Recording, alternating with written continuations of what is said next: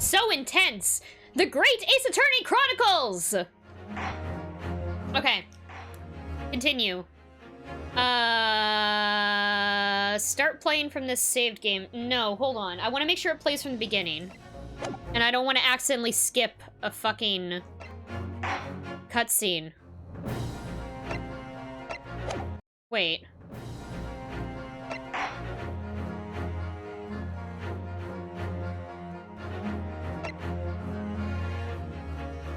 Okay, let's hope it doesn't skip the cutscene, okay? Wait, no, go back. We're just gonna hit continue.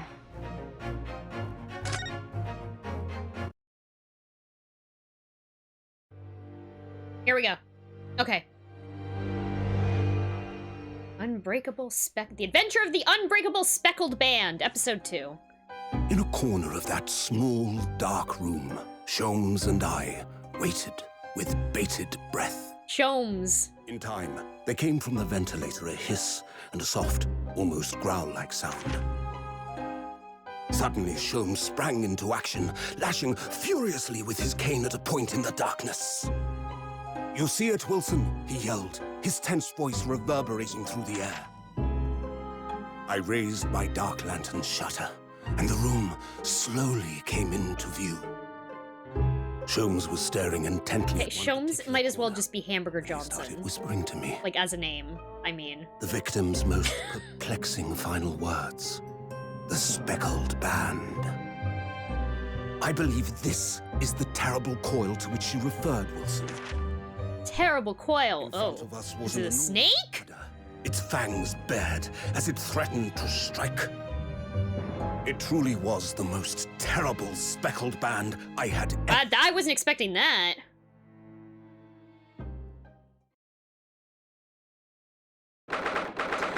Yes, I have played the original Ace Attorney. Yes, I have played all of them. We started playing... Wait, hold on.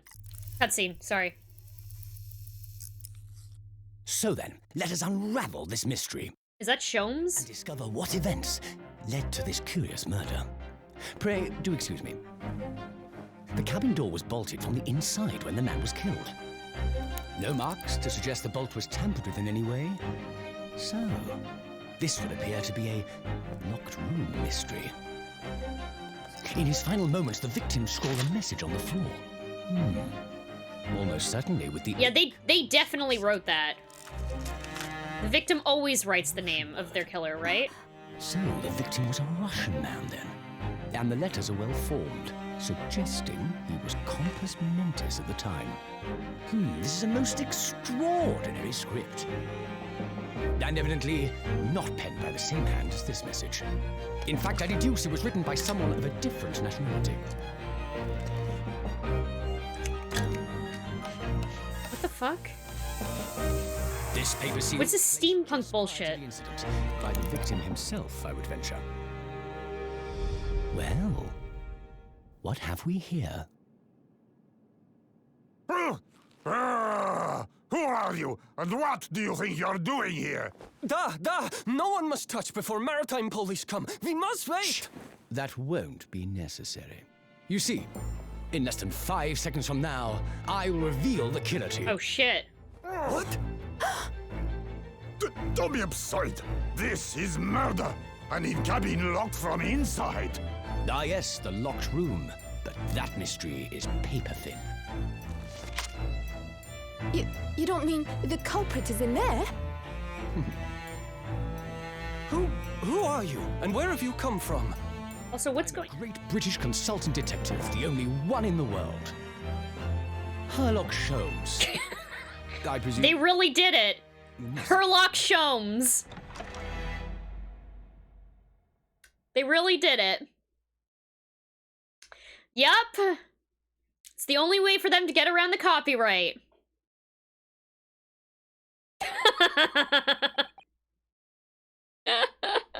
Fucking copyright. So yes, sorry, hold on. So I have played almost all of the Ace Attorney games on stream. I have played them all personally, except for this one. I haven't touched this one, and I haven't played Edgeworth Investigations 2. As far as I know, those are the only games that I haven't played. So preferably, no spoilers on this game. I'm going into this completely not knowing anything about it. We also started playing Spirit of Justice, but we only got one case in before we decided to switch over to this one, because I haven't played this and I was excited for it. So yeah. Sherlock Holmes is public domain now, though. This is just a choice. Really? So yeah, no Spirit of Justice spoilers, because no one in this chat has seen all of it except for me. But technically, I think this game comes out before Spirit of Justice anyway in the timeline, so, well, I mean, it does, obviously, because it's set in the past, but they don't make references to anything after Spirit of Justice. Like, they make back references, like, to, anyway, whatever. Yes. That is the state of Ace Attorney on this channel. So yes, I am a huge fan of the series, and I am so excited to play this. I loved the first chapter, like, the intro chapter so far, and this is gonna be great. So yeah. Ugh. My head is throbbing. What's going on? Something's not right here. There's trouble in the air. Am I talking as Hamburger, or... Oh. Yeah. Wait. Wait. I can't move. Uh-oh. Ah! What the? Why am I in handcuffs? So you wake up now, huh? Who's talking? Okay, yeah. We had to drag you out of the wardrobe. I do not believe how you could not wake up. You are a true cold-blooded man. You found me then? Duh, we found you, and now you pay. Criminal! Criminal!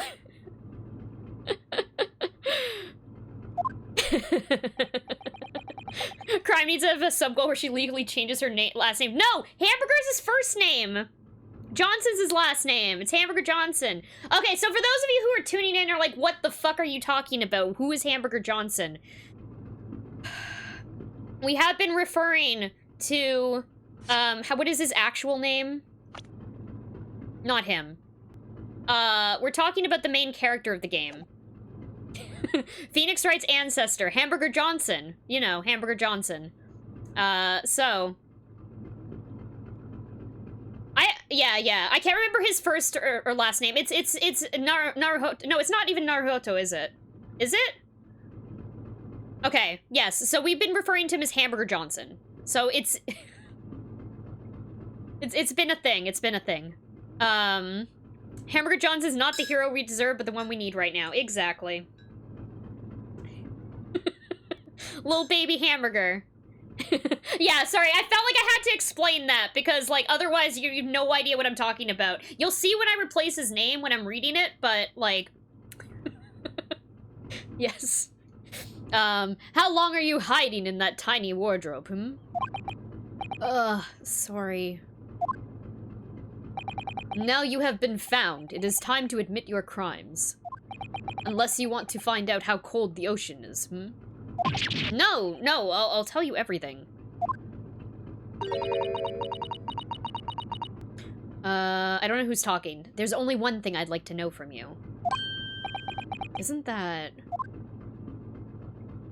Oh. It's her, Susato.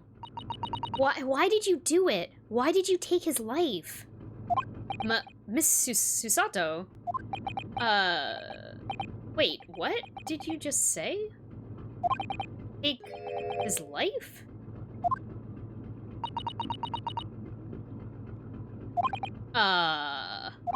Where is he? Where's Kazuma? Ha! You pretend you do not know? You are a wolf in the sheep's pelt. You are the killer. Do not try to make excuses. What? Kazuma-sama was... Kazuma-sama's body was discovered not long ago. Here, in this very cabin, that was bolted shut from the inside. His body? Please, do not try to tell us you were doing this terrible thing in your sleep. Kazuma's dead? Oh, hey. Hey, we called it! Didn't we call it last time? But he can't be. He got Mia'd. And these handcuffs? Surely you don't think I have to know. Why did you take Kazuma-sama's life? Answer me, please. No. No!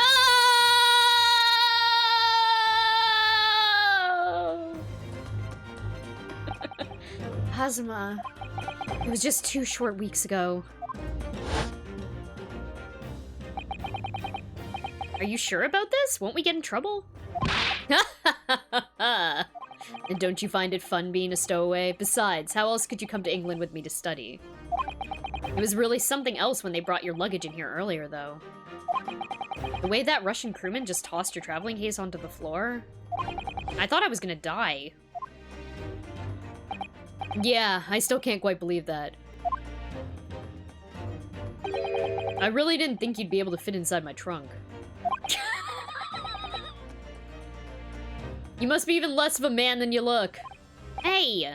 Honestly, I thought I'd broken every bone in my body. Well, it's about 50 days until we dock in Great Britain. Wait, how? How did that suitcase not, like, break with him in it? What the fuck? Also, yeah, also rude. What does that mean?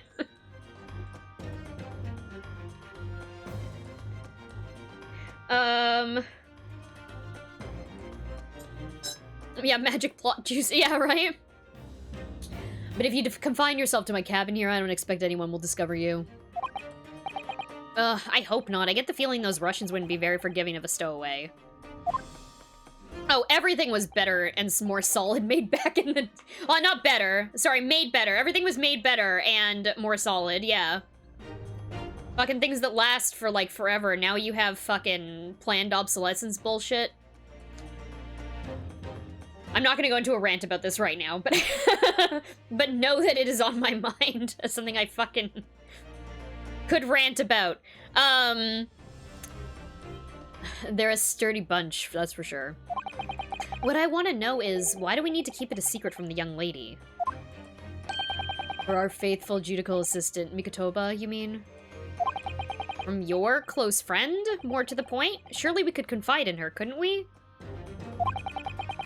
I don't believe she'd give me away. No, but if she knew what we'd done, that would make her guilty by association. It's best that only you and I know about this. I suppose so. Anyway, it's about time that this steward's supposed to come and clean up the cabin. I know it's cramped, but you'd better get in there, I think. It won't be for long. And anyway, compared to hiding inside my traveling case, it'll be a breeze. Yes, but what if the steward decides to open the wardrobe for some reason? Then I'd be in for it. Stop worrying. I tell you what, why don't you write keep out or something on this piece of paper? What? Oh, that's how that got there. Okay. Then I can stick it over the wardrobe doors once you're inside. I don't know.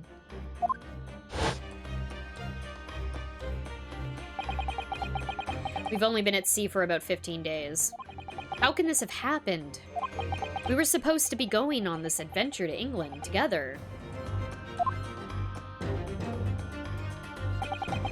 We leave you at next port. Stay quiet until then. Don't make more trouble for yourself. Murderer. No, I'm not a murderer. He's just a baby. Duh, you said before, you said you admit everything about your crimes. No, that's not right. I mean, yeah, I did stow away on the ship, but... murdering my best friend? And lover? No one else could have done it. Admit the truth. Susato-san? San? Please, tell me what happened. I need to know. Very well. But there's something I would like to ask of you, too. Ugh, those eyes. She looks like she's ready to destroy me. This nightmare is getting worse by the minute. I suppose all I can do is try to find out what really happened. Okay, old traveling truck in my house, or trunk in my house, and it's sturdy. Yeah, I have some luggage from, like, it's like, honestly, well, God. I want to say it's from, like, the 90s, and it still works. It sucks, because, like, the tire, the wheels on it fucking suck, but it still holds up. I hate fake leather. They're such trash products. There's a few fake leather shoes that I have that are not terrible. I mean, they're not leather. They don't look like leather, but they're nice shoes.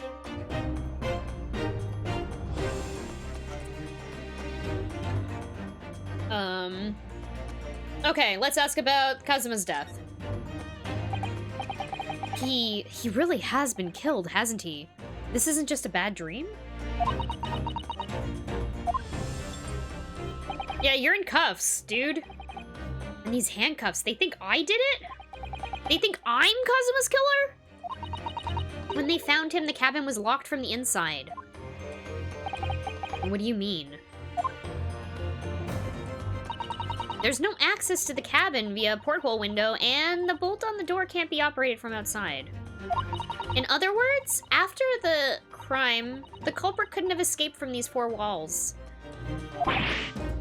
What? Or, to put it another way, the culprit can only have been somebody inside this cabin. Or do you have some other explanation? This is impossible. How did he die then? What happened exactly? Yeah, magic, right? Magic, you know. Are you still going to deny the charge, even despite the circumstances? Please, Suzato-san, you have to tell me. No, she's pissed at us. The cause of death is still, undetermined. They don't know how he died? The ship's doctor's examining the body, but of course he has no post-mortem analysis experience. I don't suppose we shall learn more until an expert has been consulted at our next port of call. So presumably that means that there were no obvious external signs of injury then. That's true, yeah. Okay, so could it have been fucking, like, poison? Keep out in Japanese, though I'm not sure the Russian crew can actually read it. Okay.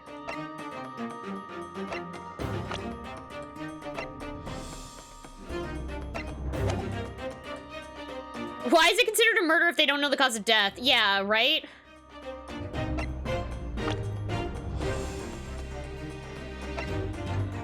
Okay, whatever. I guess we'll find out. Well, I mean, this is also... Their system is fucking shit, right? They don't know how to properly autopsy people because they don't have the technology to do it. Or at least that's what... At least in Japan, that's what they were saying. I mean, we are on a ship going to England, so maybe... I think they have better... medical skills there, or whatever. Doctors who might know what they're doing. Why am I drinking this soup with a spoon? I can just sip it. It's in a fucking mug. There we go. Ugh. Yeah, there is something suspicious on screen, huh? I guess we're gonna have to examine that.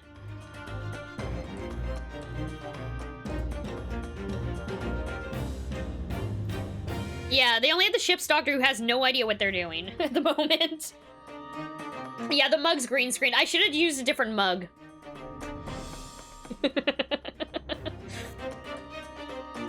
It's because old people eat soup with a spoon. Damn it! Damn it! About the incident. Here we go. Can't anyone tell me what actually happened here in this cabin? I don't understand it. Why would anyone want to kill Kazuma? Presumably that's something you know the answer to better than anyone. Please. Whatever you say. You were here in the cabin after all. Well, yeah, I was, but like... I don't know why she's so upset at me! Like, I clearly didn't do this! Okay. Cat's watching the stream with you. Oh, that's awesome! I love cats! Cats are so cute!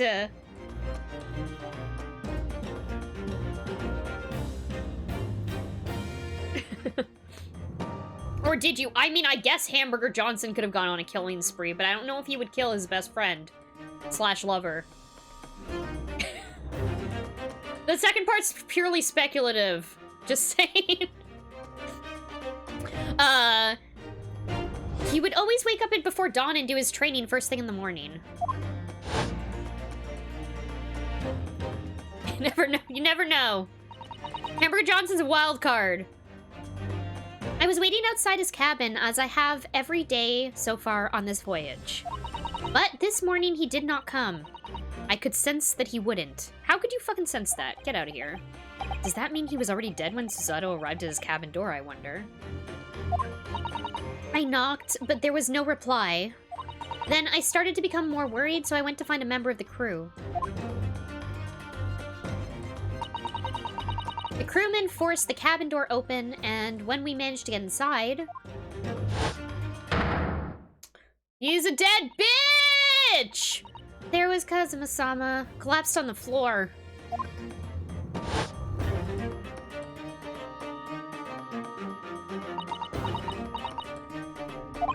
And the white tape there now shows exactly where he was found, I suppose.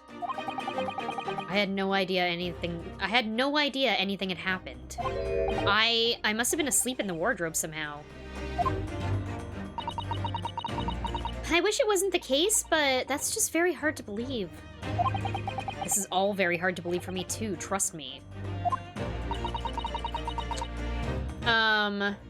It'd be amazing if Phoenix Wright game where the main character you play is actually guilty but suffers from like multiple personalities. I feel like there's some really interesting, like I feel like there's a lot of really interesting things they can do with the series. Like they've played around with kind of with the person defending but yeah, I don't know. I don't want to spoil it too much, but there are cases where like the person you're defending is actually a fucking asshole. And surprise, you've been defending the asshole the entire time who's actually guilty.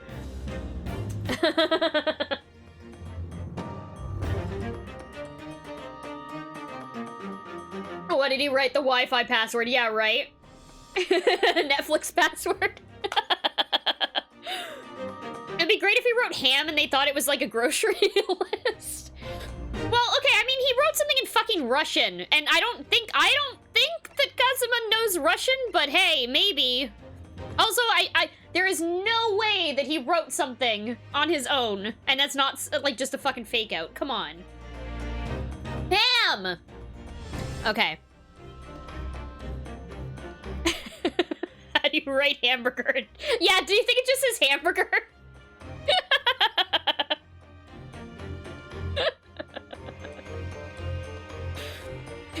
He drew a picture of a hamburger before he died. What the fuck does that mean? Okay. Now I've told you everything that I know. So it's my turn to ask you a question. Yeah, I'm gonna leave it. I'm gonna leave it and not look up spoilers for it because I wonder if it's going to be. Well, I mean, I don't know what that says yet, so don't give me a translation though if there is one. I don't know if it is. I'm wondering if it's just garbage, but I don't want to know. We'll figure it out. It's hamburger, yeah. Fucking no one knows that I nicknamed him Hamburger Johnson. How are they gonna figure out this crime? Okay, yes, alright. Oh, my head feels so heavy. It's still throbbing like anything. Dude, he probably got fucking knocked out, right? Okay, stowaway. Why are you even on board this ship, Hamburger-san? No, wait, hold on. Naruhoto's Johnson. Yes. Why are you even on board this ship, Johnson-san? You said something before about being a stowaway, didn't you? Oh, yeah. I'm afraid that's true. It's 2 weeks since we left Japan now, and I've been shut up in this cabin the entire time. I had no idea. But how could you have occupied Kazuma-sama's cabin for so long without him noticing? No. That would have been impossible, obviously. Yeah, of course. Kazuma invited me. He wanted us to go to England together. Yeah, you're gonna tell me they're not lovers? Come the fuck... Come on. Come on. Come on. He actually asked you? But why? I'm afraid I don't really know the reason myself. I don't understand.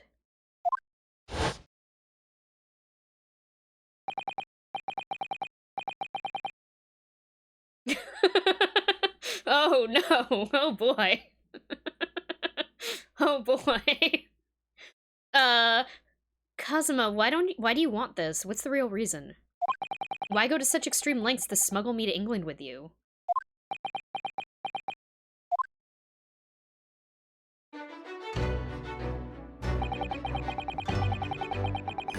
Okay.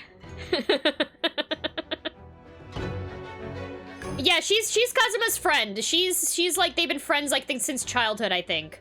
And she was going with him. She's also the daughter of his mentor, I guess? Yeah. Anyway, she thinks we did it, because she's like, why were you in here? What the fuck are you doing here? Because they didn't tell her. Yeah. Yeah, this theme, you know what? Like, I know it's like traditional, like, Japanese, like, music or whatever, but like, this reminds me of the theme from Okami when you're like running through a field when it's like you're in the middle of like something intense. It's very similar. It's very similar to that song.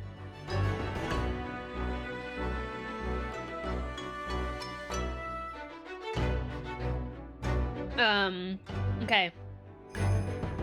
It's an idea that's been on my mind ever since the end of that incredible trial. I think I told you then, didn't I? That you ought to become a lawyer yourself? Well, yeah, you did say that, but I didn't think you were serious. You have a talent for it, I can assure you of that. But I've never really thought about becoming a lawyer. Well, that's something you can decide for yourself. London is at the spearhead of cultural development, the center of the world in many ways. There can't be any harm in seeing such an important place with your own eyes, can there? Well, like, no, definitely not. But on a personal level.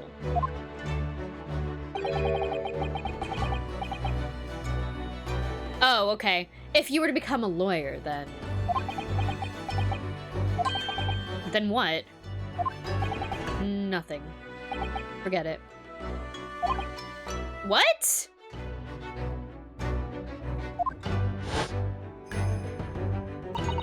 What was he getting at there? What? On a personal level? What? Okay.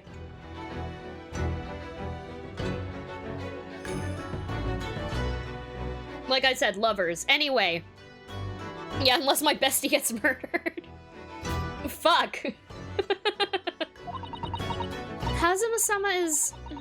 He was always saying the same thing. That he wanted to change the Japanese legal system.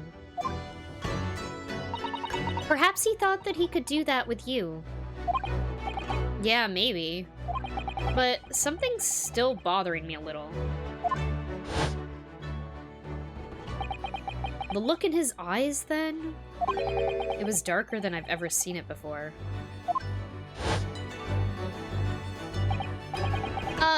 Susato-san. I'm sorry that we kept it a secret from you. My stowing away on the ship, I mean. If I know Kazuma-sama, I expect he was trying to protect me, to avoid me becoming guilty by association. That's exactly right, yeah. Word perfect, in fact. Last night. If you're not the culprit, then tell me. What happened last night here in the cabin? Well, the thing is, I don't really remember.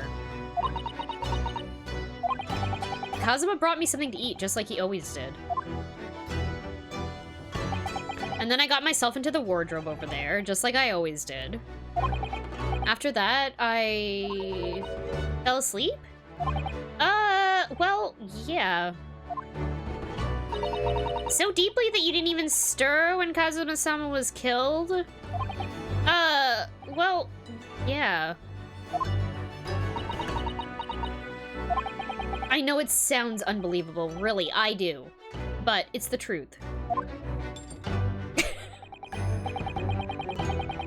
If only I'd woken up, then perhaps I wouldn't be in this predicament. And for some reason, my head's still throbbing like anything. Really? Can someone please fucking check his head? He clearly can't do so himself. He's got handcuffs on. Is something wrong? Oh, no, it's, please forget it. Suzato-san, you have to believe me, I didn't do it. I really don't want to doubt you. But the trouble is, there's no one else who could possibly have done this.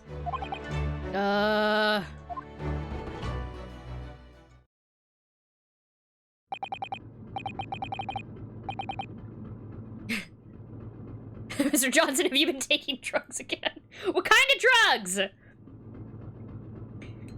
kind of drugs, Hamburger?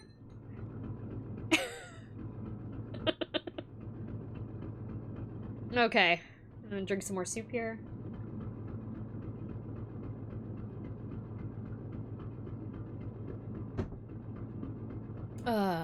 Kazuma, I don't understand. Why?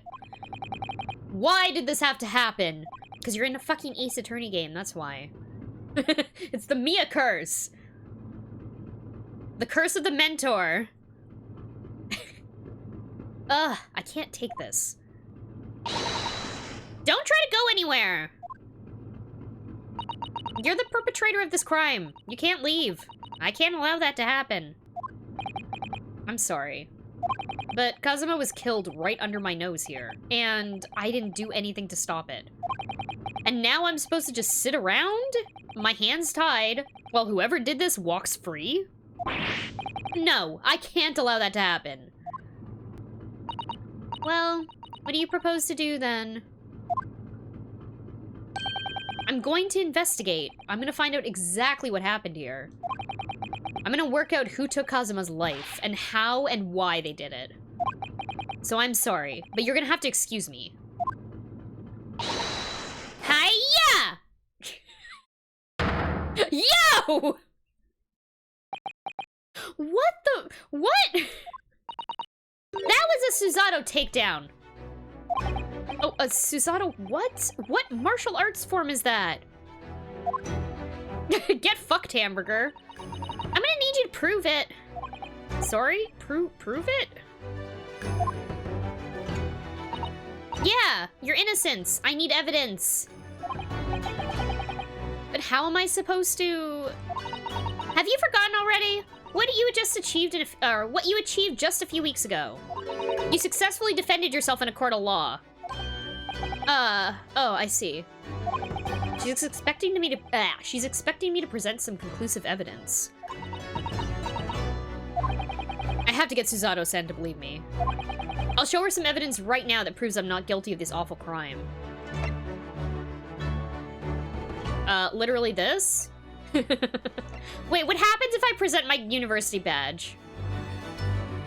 There's no penalties here. I'm gonna do it. Yes! Yes! Alright then, how about this? You can't trick me with something irrelevant like that. Oh. I'd better try to come up with something more convincing. Otherwise, I get the feeling she'll throw me on the floor all over again. Pick him right back up and throw him right back on the floor. The way you're looking at me, I think perhaps I didn't throw you hard enough. No, it was definitely hard enough. Let me show you something else. I have to get Susato-san to believe me. Okay.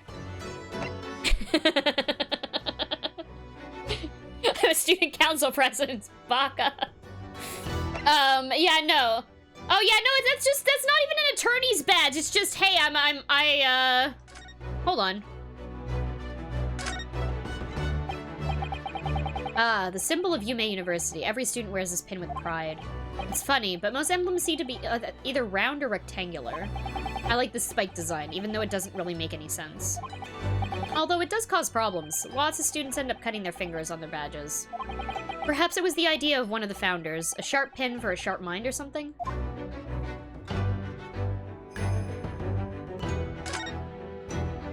My personal student number is engraved on the back here.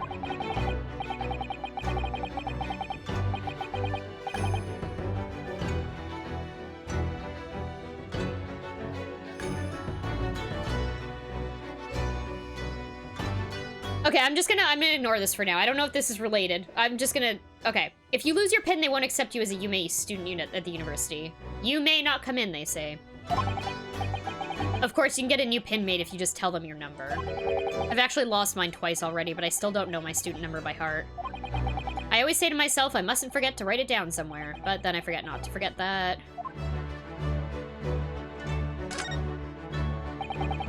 Okay. Good putt. Yep, uh-huh. Okay, now, but I'm also looking at this and I'm thinking about the text that was written on the floor and I'm like, is this the same number? But anyway, whatever, we're gonna go back. Student number 42069. Okay. Oh, I can examine this too. It just says keep out. Okay.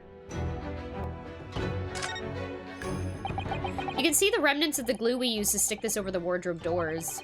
Although it wasn't proper glue, of course, we didn't have any of that with us. So I pulverized some rice into a paste to use instead. Oh, I'm glad that's what they decided to do. But to a stowaway like me, every single grain of rice represents precious rations. That's why I spread it as thinly as I possibly could. I couldn't bear to waste any. Yeah, 1,000 IQ, right? Keep out. This is the paper seal I wrote for the wardrobe. I remember really working hard to make it. But I'll never forget how Kazuma reacted. You expect the Russian crew to be able to read that? He said. Still, I was sure people would get the idea, even if they couldn't read it. So we used it anyway. And it worked. I don't know if the crew thought it was creepy or what, but no one opened the doors. His rice glue soup. Yeah, exactly. Uh-huh. Yep, is rice glue soup.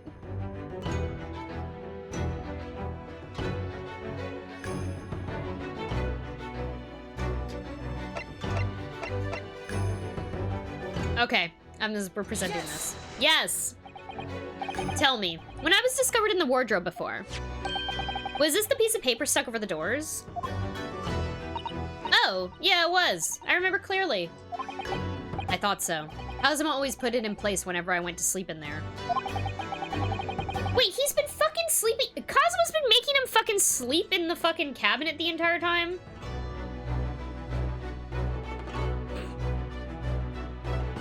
Okay. Anyway. I thought he was just in there when like the cleaning crew came in. Yeah, I also thought it was just, like, for hiding for 20 minutes, but it sounds like he made him sleep in there. No problem, Ev. Thank you so much for hanging out today. I'm glad you found this channel. I will see you around. Bye. Let me take another sip of my soup.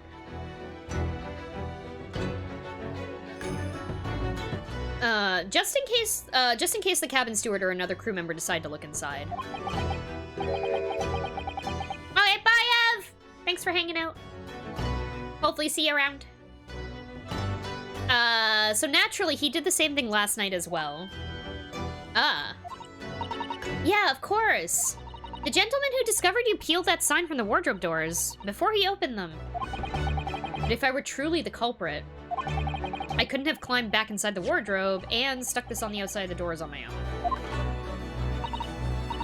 Yeah, that's quite true. In other words, it's impossible that I killed Kazuma.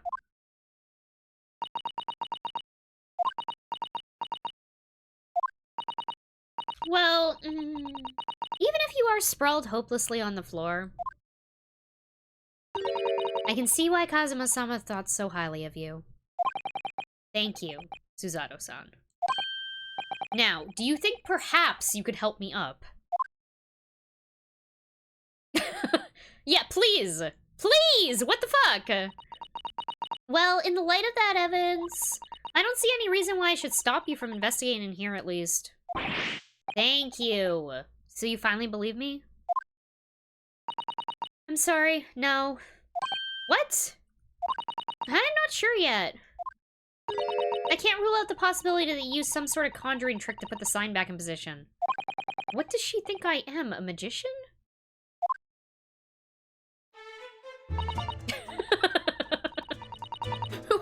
What? Yeah, what? For now, I suggest you investigate as thoroughly as possible in here. I'll do the same.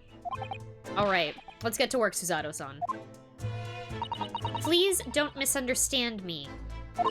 I still have my doubts. Oh. I shall be watching you to make sure you do nothing that might disturb the crime scene. I wouldn't want you using your conjuring tricks to destroy evidence, for example. What? Right. Well, anyway, I should make a start on investigating in here and examine everything I can.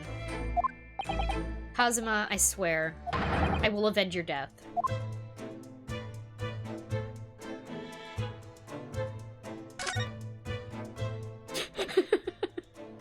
I love how angry she is. She's like, no, you conjured something. Come on. I don't trust you. You know magic. Nope. I don't think he does. There's no magic in the Wright family until much later on.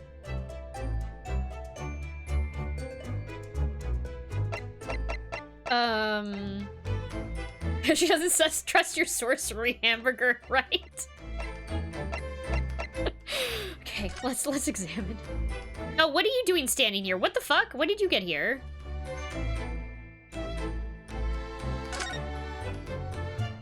Okay, let's start here. This is... yeah, it's a bell cord contraption, I think.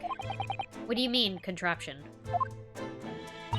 I read about it in a book I was studying that talked about life in Great Britain. Large households often have bell cords like this, which you can pull on to ring a bell to summon servants. Really? That sounds almost magical.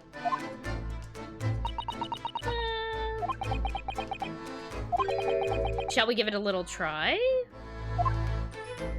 Yeah! In the interest of cultural research, obviously. Ding ding!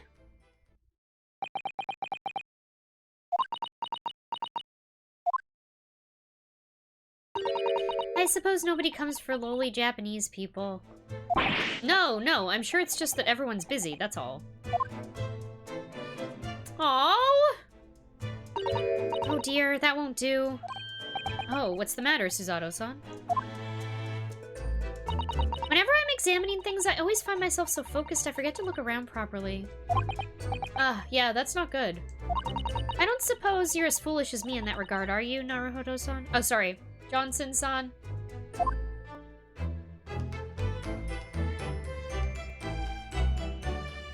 Thank you for the... Yep, I am careful to look around. Yes, I am. Thank you. Thank you for the tutorial. Okay, I got it. Thank you. Yeah, let's do that. I suppose my field of vision has been rather small until now.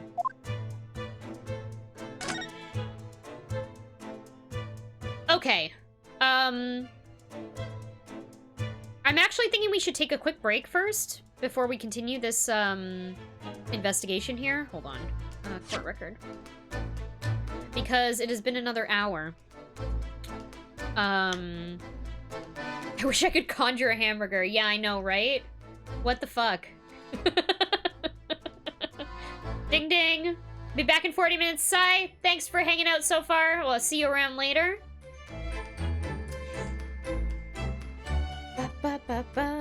Food magic is great. Love food magic. Okay, I'll be right back, everyone. Please go grab some water, go grab a snack, go do a stretch, and I'll see you very soon. Be right back. Why is this music so good?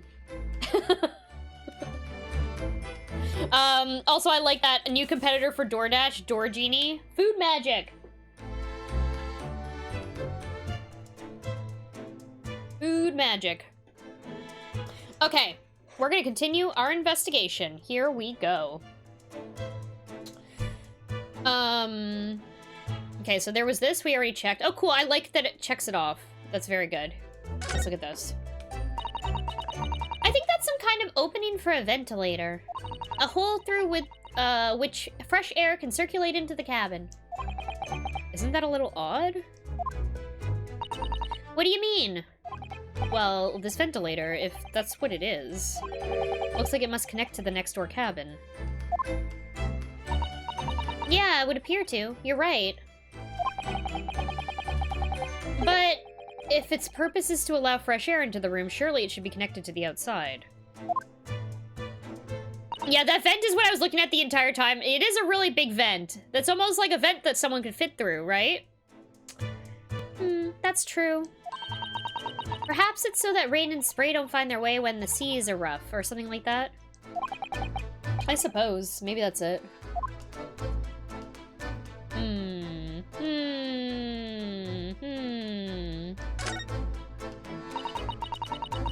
It's some 2 weeks since we've set sail from Japan. Have you really been living in that wardrobe the entire time, Johnson-san? I think living isn't quite the right description. Oh, no, I suppose not. Although it must have been rather exciting making this voyage in your own secret hideout. The trouble was, I never knew when a member of the crew might come in. So yes, I did basically have to live in the wardrobe. That seems silly! Like, there's a lock on the door. Why didn't you just, like, lock the door? That way no one can come in. Oh, okay. And last night was no exception. But because of that, you had no idea what was happening out here in the cabin. No, sadly not.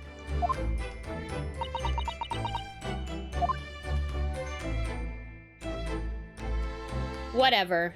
I'm not gonna question it. This is where dear Kazuma-sama would have sat whenever he was writing.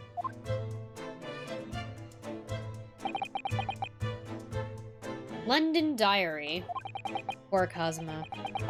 He didn't even make it to his destination. Yeah, that's fucked up. Oh god. It looks as though the last entry is incomplete. Which means, what? He was in the middle of writing it when the incident happened? Let's see what it says. It could be a valuable clue. Hey, Kid Boo! Yeah, I'm not streaming tomorrow, but I wanted to say, I hope you have a wonderful and excellent birthday tomorrow.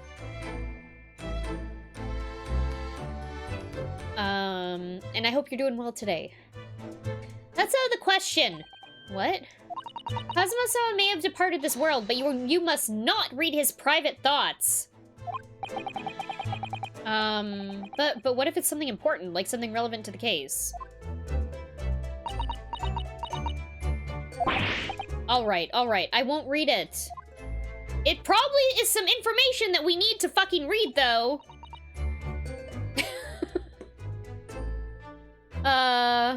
Poor Kazuma-sama. I don't like prying into people's personal matters either. But in this case, isn't the need for clues more important? Okay, so we can't read his diary, I guess. What the fuck is this? I can't examine it, okay.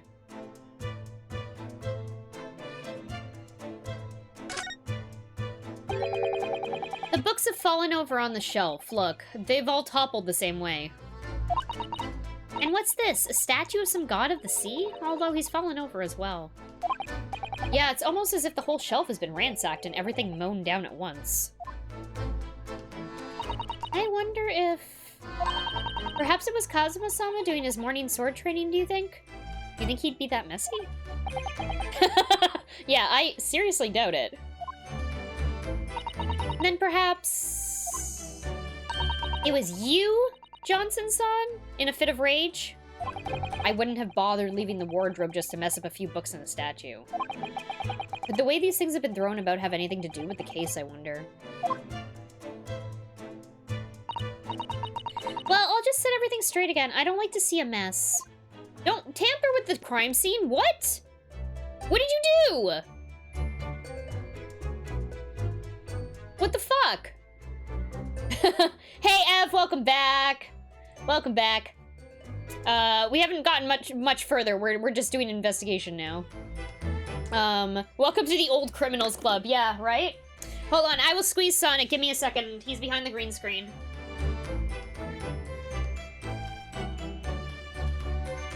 There we go.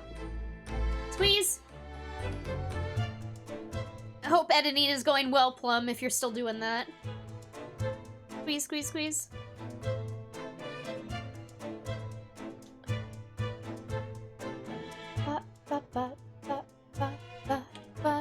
Okay. I guess we're gonna examine this. Also, I can't believe she fucking moved this around. What the fuck? She was really big on don't touch the crime scene. No meeting because everyone else is busy. No meetings are the best meetings. Send it in an email. Yeah, I hate... God, I've been to so, like, there's so many meetings where it's like, okay, yeah, we spent like 2 hours sitting here doing stuff when we could have just emailed each other about it and gotten the same kind of, you know, unless it's a meeting. Yes, M-E-A-T meeting with a burger. Or a Beyond Meat if you don't eat burgers. If you don't eat, like, meat burgers. Which, by the way, I still... The Impossible Whopper is very good. And I hate that I like Burger King now because of it. I'm just saying. Burger Johnson. Downloading the game so 90% of the time stream's frozen. Yeah, got it. Heckin' movie on in the background. Heck yeah, Plum.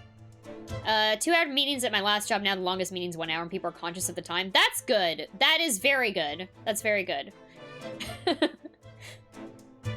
I used to, so I mean, I work from home. I've worked from home since before pandemic as well. But I used to go in to work once a week, and we'd have all our meetings, and it's just like, seriously, why am I here? I get no work done. I get no work done on this day because I'm too busy talking to people. And even if I'm not in the middle of the meeting, I have a coworker talking to me. And it's like, I could be getting so much more work done if I wasn't here. Anyway, meetings suck. That's a very large traveling case, isn't it? Yes, it carries a lot of memories for me. Memories? What do you mean?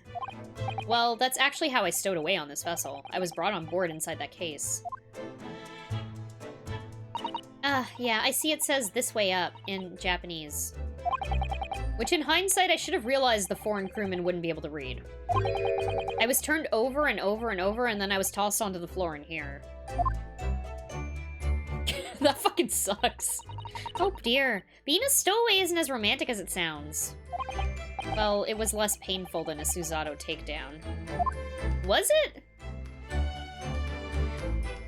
Work from home is one of the best things that'll come out of this entire thing, yeah. Although I feel like, you know what, since, as someone who worked from home, and since I've been working from home, there is a lot, like, since the pandemic started, there's a lot less of a barrier in between, hey, you're working, and hey, can you fix this thing? Like, at a random time at night?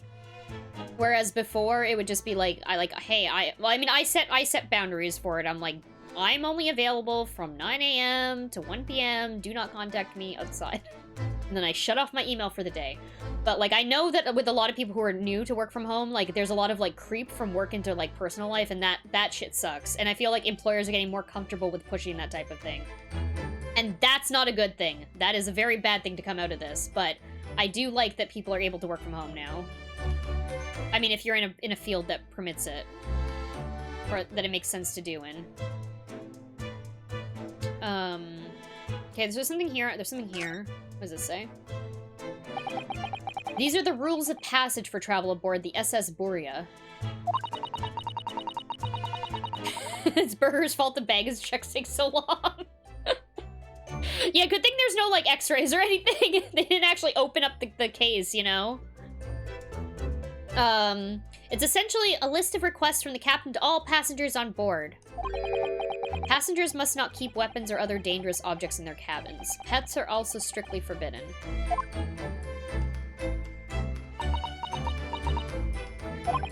What? Why are you staring at me? Oh, sorry, I was just thinking. Are you more of a dangerous object or a pet?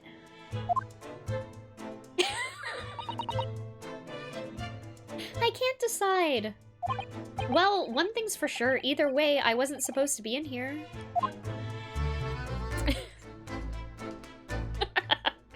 Are you a dangerous object or a pet?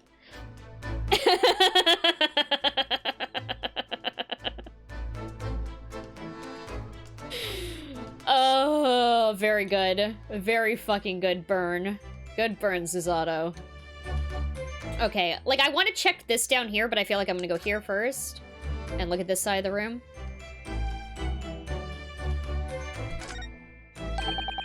Sigi. The Japanese word for justice. The brush strokes are straight and true, just like Kazuma.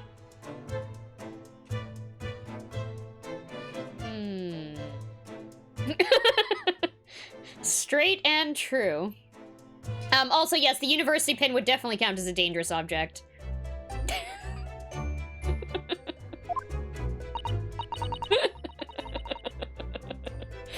Yeah, his calligraphy always was a reflection of his heart. Yet can you really look at those characters without feeling shame, knowing who drew them so thoughtfully? Of course I can. I mean, I'm innocent, so why shouldn't I be able to? Even though you stowed away on this ship? Now you're gonna bring that up, are you? I can't win. Also, listen! Kazuma told us to fucking come on the ship with him! Chill, please, lady. There's nothing on this table at all. Sorry, I should say, please chill, child. Please chill. This plate and cutlery are all over the floor for some reason. Yeah, it's strange. Last night when I went to sleep, I'm sure everything was still... No, wait a minute. What is it? It's funny. I can't seem to remember anything about what happened after dinner at all. Yo, he got fucking... He totally got fucking knocked out or, like, poisoned or something. So then perhaps you are responsible for what happened to Kazuma-sama? No. No.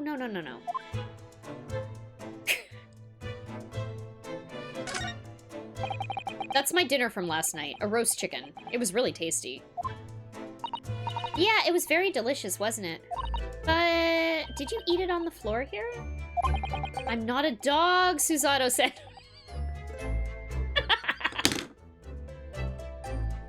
This is good. I like this gimmick about him being a pet. I ate at the table, of course. Which begs the question of when and how the plate ended up on the floor.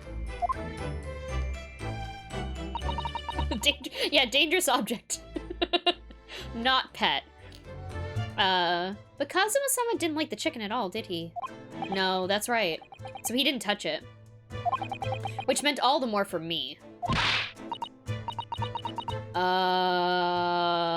Okay, so I'm wondering... Okay, here. So if he didn't eat the chicken, I'm wondering if because he didn't eat the chicken, he didn't get knocked out. So then he got fucking... Someone spooked him and killed him then. This is my all speculation. I have no fucking idea. I'm just talking out loud. Oh no, does that mean... Where Kazuma-sama spent his last night on the Earth with an empty belly? It's just too horrible. Now I suddenly have a guilty conscience and an achy stomach. The old heart attack jump scare, yeah. Well, I imagine there was some sort of struggle, or at least we'll probably check it out soon. Yeah, they wouldn't mention if it was important, exactly. I feel like they meant to knock both of them out, and because they didn't both get knocked out, he got startled. They must have been looking for something in here, maybe, or something in his room at least. His sword's on the table here, though. That's Kazuma-sama's precious sword. He never went anywhere without it. What a nerd. Yeah, he was always saying that a Japanese man's katana is his soul. I believe he had to work very hard to convince the government to allow him to bring it on the ship. I suppose that shows just how important it was to him. And now he's gone, but I'm not ready to let his spirit go just yet.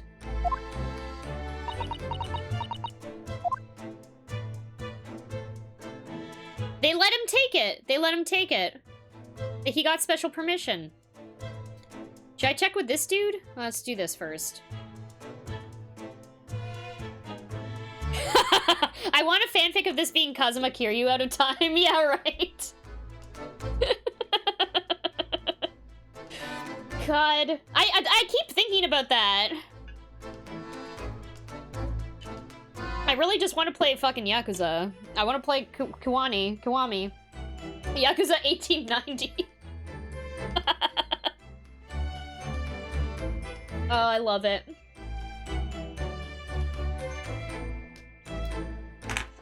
Okay, let's check this door. When I went for help and the crewmen forced the door open, this bolt had been firmly closed. It's quite a small bolt and not particularly sturdy, and it slides just across to secure the door shut. But still, with the door bolted, there would be no way to get in or out of the cabin, that's for sure. Yeah, definitely not that giant air vent or anything.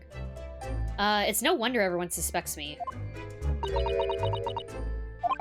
When she glares at me like that, I feel tense all up and down my spine. I remember reading once in a detective novel. The culprit used a needle and thread to draw a bolt across from outside the room in a situation like this. Yes, that's a clever trick, isn't it? I'm an avid reader of detective stories myself. But the door of this cabin and its frame are made of metal, and they seal together perfectly. There would be no possibility of using the needle and thread trick here, I'm afraid. She fucking schooled us. She fucking pulled out a goddamn book and schooled us. When she glares at me like that, I feel pins and needles all up and down my spine. Yeah, it is chilling. She's telling us what's what. Yeah, the investigations do take a long time. I really do enjoy all of the little, like, my favorite part about the Ace Attorney games is, like, the character interactions together, and the story, and the little things that they like to hide. So I like to make sure to be extremely thorough when I do an investigation. I live for that story. Perhaps I should see what this Russian crewman makes of this scene of the crime. Excuse me? What? I was wondering how it's going. The investigation, I mean. Grandmother told me Japanese people do not make jokes, but it is not true, I see. Sorry? The criminal asking investigator for information about his crime? Very funny. Oh, it wasn't supposed to be a joke. He doesn't appear to be laughing either. He's convinced you're guilty. He might have useful information, though. I have to keep trying. So, last night, did you notice anything out of the ordinary at all? Nyet! Of course not. Now back to the corner of room and make silent. I say no more to you. Did I hit a nerve? Just for a minute there, he seemed a little flustered. Okay, well, let's see. Maybe we can check out some more stuff and then come back to him, perhaps. Before we start investigating this area on the floor here... Oh, wait, what's... Oh, no, we already checked that. Okay. I'd like to see what this is.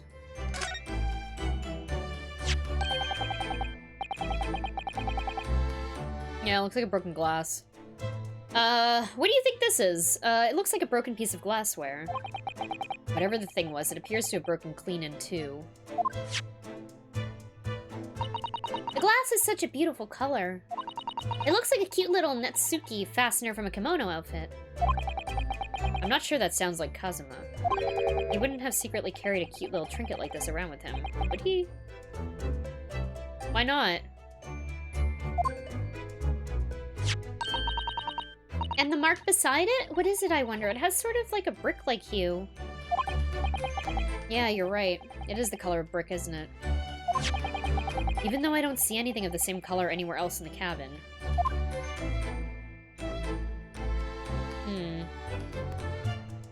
Yeah, do you have something against cute trinkets, Hamburger? Exactly, right? It might be his good luck charm. He's moving away to England. Might want to take that with him. Did Kazuma write that before he died? It looks like it's written in ink. He must have knocked the ink pot from its desk when he collapsed on the floor.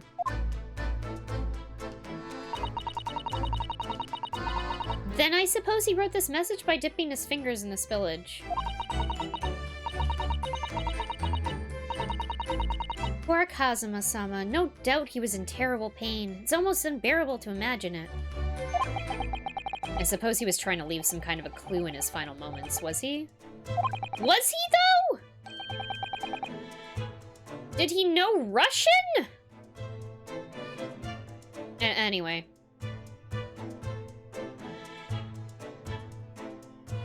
I'm sorry, partner, but I can't read your writing. I believe it spells rap battle.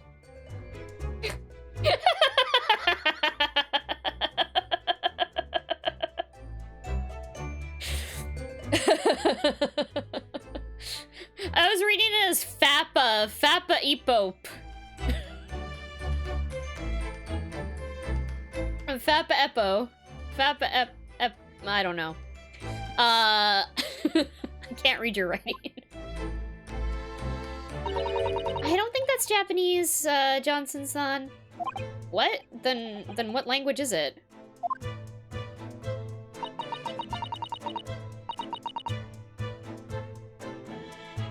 Epic rap. Yeah, epic rap. It pains me to admit it, but I don't know. It's not a foreign script I'm familiar with. What does it mean, I wonder? What the fuck? Where did you... Dude, what?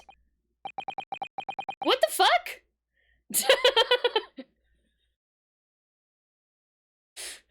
Who's that? He wasn't there a minute ago. As far as I can tell, it looks like he might be European. Oh, how did he... You've noticed the man too, haven't you? I have no idea who he is or how he got in here, but he looks suspicious and tall. Suspiciously tall. Johnson-san, don't tell me. Do you really not know who that is? Well, no, I don't have any foreign friends or acquaintances, like, at all. He doesn't look like a member of the crew. There's something very unusual about him. And he's investigating Kazuma's desk, or is he just playing on it? I can't tell. The best way to look under a desk! Yeah, I know! Thank you, Mr. Sholmes. Sholmes? Well, in that case, we simply must talk with him. Am I just imagining it, or does Suzato-san look almost, like, uncontrollably excited? By the way, I expect that you've noticed already, but just in case... If you press A on people when they're in the crosshairs, you can converse with them. Alright then. I'll get that suspiciously tall gentleman in my sights and see what he has to say for himself. Oh, please do. Oh, she's really excited for Sholmes. Okay. Hello, sir. Excuse me.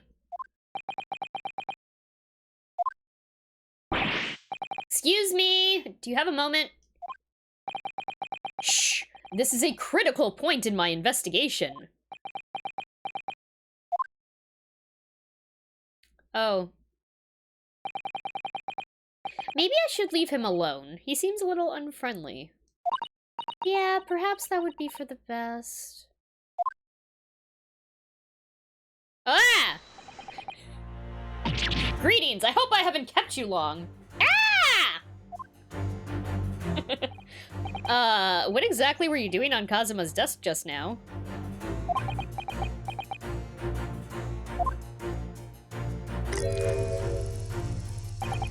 Ah, I see. Fascinating. Sorry? What do you see? It feels very, much like he's looking right through me. Oh yes, everything is clear now. The train of reasoning has run its course. My deductions have crystallized. You have been in Afghanistan, I perceive. Just recently returned, if I'm not mistaken. Sorry? What? And now, whilst venturing towards foreign climes, you find yourself in a most troubling predicament. Oh, well, that's true at least. But how? How the deuce did I know that, perhaps? It was really a most elementary deduction, hardly worth explaining. Have you perhaps managed to deduce anything else? But of course, a great many things. There is no mystery, my dear madame. For example, you have fled your native land of Russia, being as you are a merciless revolutionary. You leave 16 victims of assassination in your wake and now travel to England to blow up the Crystal Tower. And when the beribboned occupant of this very cabin discovered your identity, you ended his life too. Yes, I believe that summarizes the facts beautifully. No need to hide the truth now. Nothing deceives these eyes.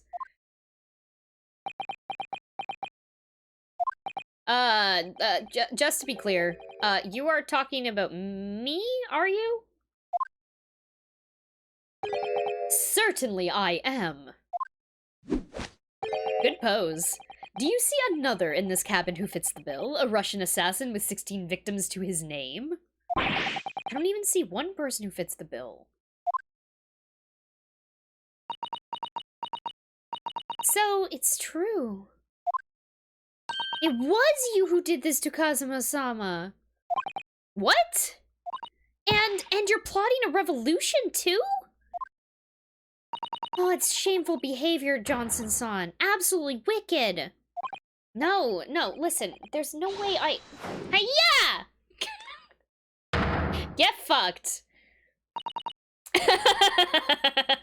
Will he mention tea or not? Almost definitely he will, yes. Now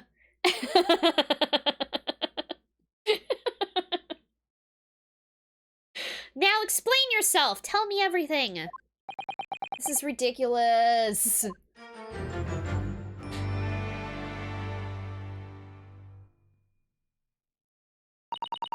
How could you do it? For pity's sake, open your eyes. I'm not a Russian... I'm not a Russian revolutionary, obviously. Oh, forgive me. And as for you, what kind of deduction was that? You were just saying the first thing that came into your head. This is a very good pose. I know I said it the first time he did it, but that's a very good pose. Good animation. Ah, but was I not right? Whilst venturing towards foreign climes, you do find yourself in the most troubling predicament, do you not? Well, yeah, maybe. Ha! There you have it, you see. What do you make of that, Well, to be honest, this ship is en route to England, and I'm in handcuffs at the scene of a murder. So, I'm not really sure you could call it deduction. It's more plain observation. Indeed, and observation, my dear boy, is the basis of all deduction. My method is founded upon the observation of trifles, you see. I announce my findings with a brassy certitude. And more often than not, I'm right. I don't think you introduced yourself.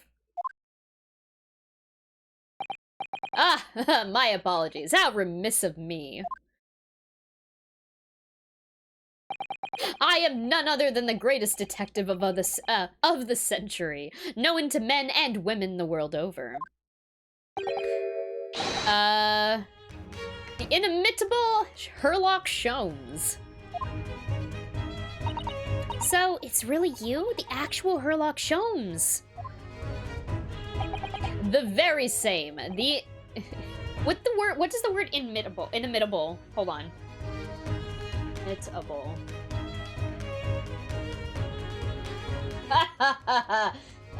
That's a very good word. It's... it means so good or unusual as to be impossible to copy. So it's unique. The unique... actual Sherlock Sholmes. I like his goggles too. I like his whole steampunk gimmick. Weren't his eyes? I don't remember. I don't remember now. Also, hey there, Che. Welcome in. Hope you're doing well. I like this character a lot so far. Sherlock Sholmes, I mean. Do you know this man, Susato-san? The most famous detective in the world? Johnson-san? Of course I do. There's nobody who hasn't heard of him. What planet have I been living on, then? We must ask him what he's deduced. He will have worked out the entire case already, I'm sure. Really? Why do I feel uneasy about this? Yes, Sherlock Sholmes, yes. Yes, Plum.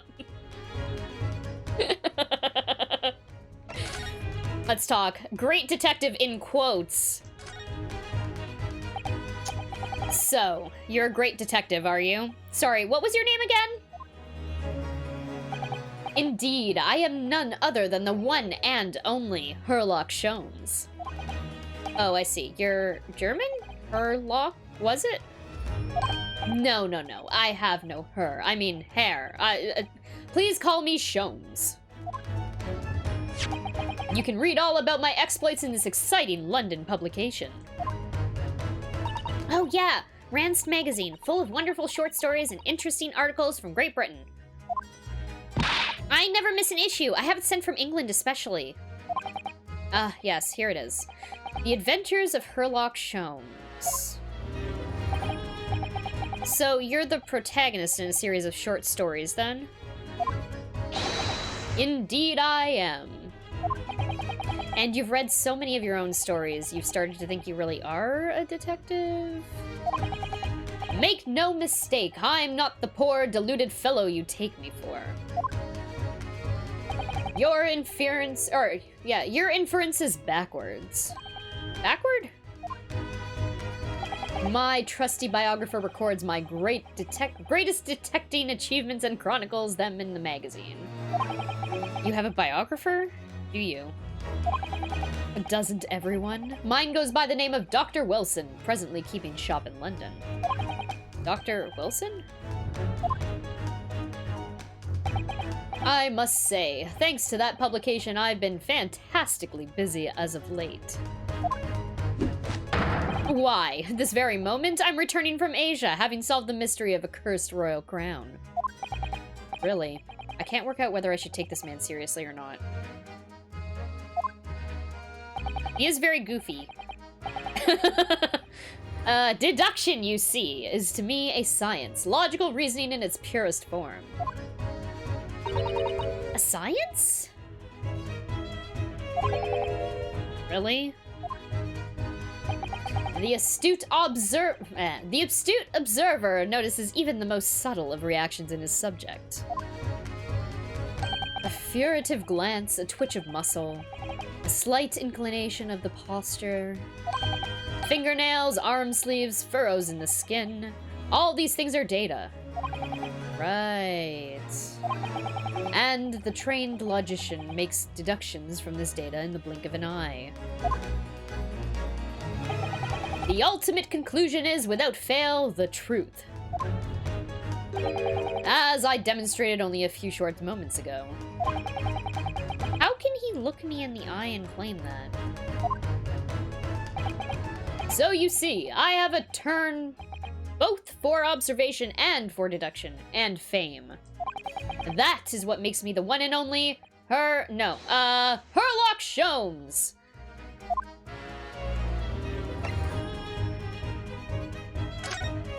Kazuma's death. Tell me.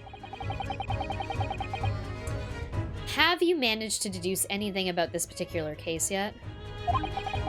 Have I managed to deduce anything? My dear fellow. Who do you suppose discovered the culprit in this most cunning hiding place? That's right.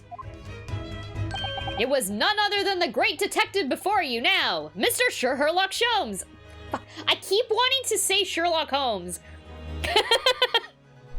And I cannot do that. Ah, I see. In other words, I'm in these now because of him.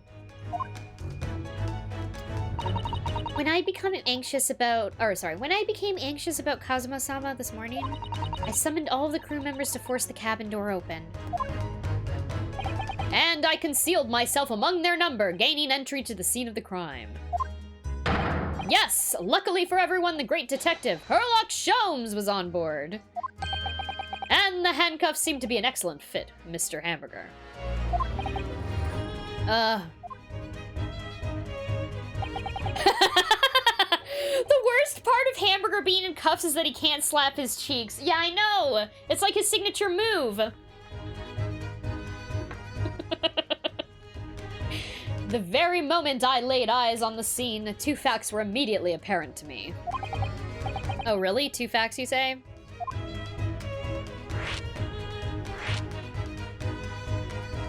Okay.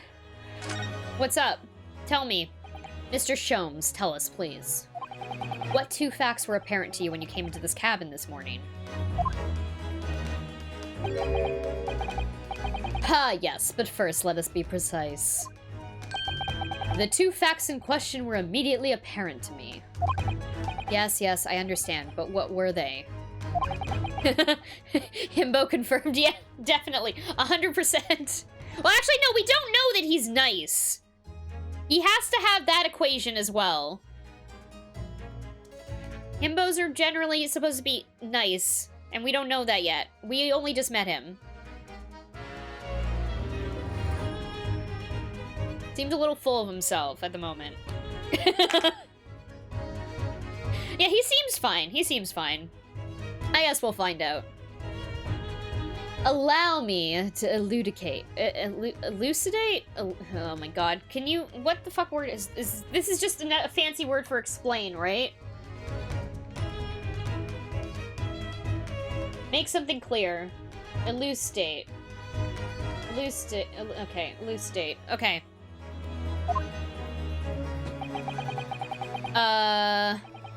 The two facts that I deduced from a mere momentary glance at the scene of the crime were as follows.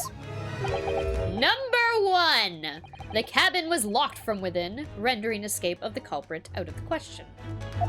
Number 2! The victim was Russian and killed following a dispute with an acquaintance. Hold on, Mr. Sholmes. What made you think that the victim was Russian? Observe the dying message left by the victim on the floor.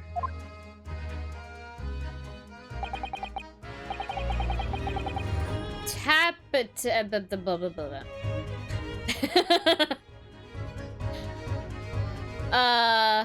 That is the Russian word for wardrobe. Oh, okay. It's not the word for hamburger. Got it. Do you really think Kazuma-sama would have left a dying message in Russian? Yeah, dude has a fucking sword. What the In their final moments, many find their native tongue filling their head. For this young man, Russian. Kazuma-san. Kazuma was Russian, was he? Initially, I considered Garderob may be the name of a killer, a certain Robert Gard, perhaps. But in the interests of thoroughness, I decided it would be wrong to not look inside the wardrobe there at least. Where you found Mr. Johnson sleeping soundly. Quite so! I found you, the renowned Russian revolutionary killer! Why is it that I'm Russian too?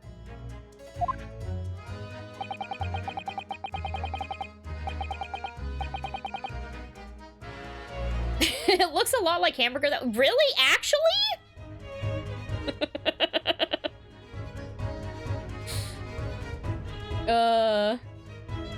I observed that you were wearing the same attire as the victim. In other words, you were acquainted.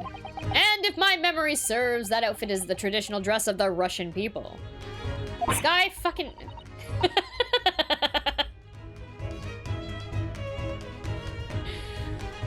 Really? Okay, wow. Yeah, they do look very similar. I wonder what the base word is on the both of those. That's really funny. Like, really funny. Our school uniforms are the traditional dress of the Russian people? I had no idea.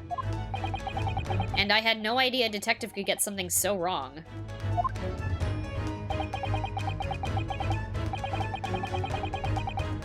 I took a photograph of the victim and the message, and then I might analyze it for possible hidden details.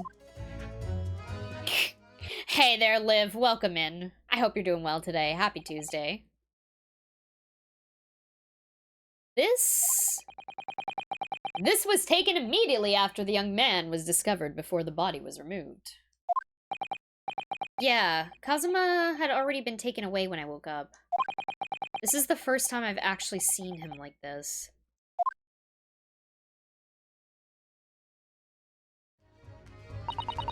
Are you all right, Mr. Hamburger? Oh, yeah. Thank you.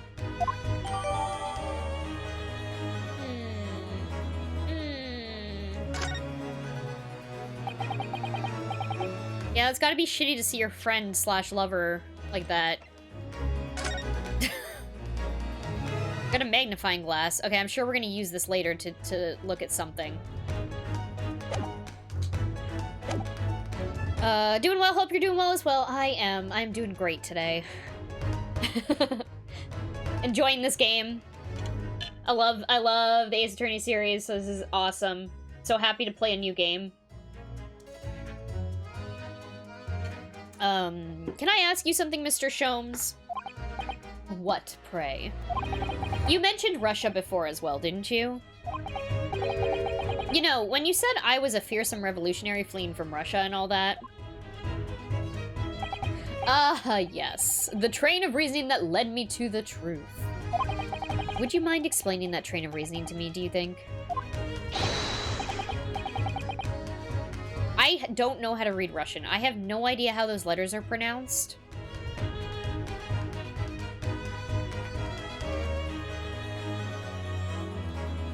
Translate. It's probably like certainly. Not Japanese. From Russian. Are you Russian to English? Yeah, it just says of course. Okay. Good. Of course. Certainly, if it interests you. How many times I'm not Russian and I don't speak Russian?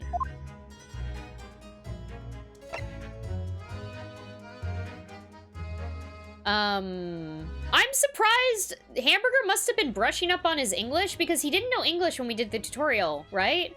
He only had a very basic grasp of it, and now he's having full conversations with Herlock here. Okay, your deduction just now. Can we talk about your deduction before? The things you concluded about me, I mean.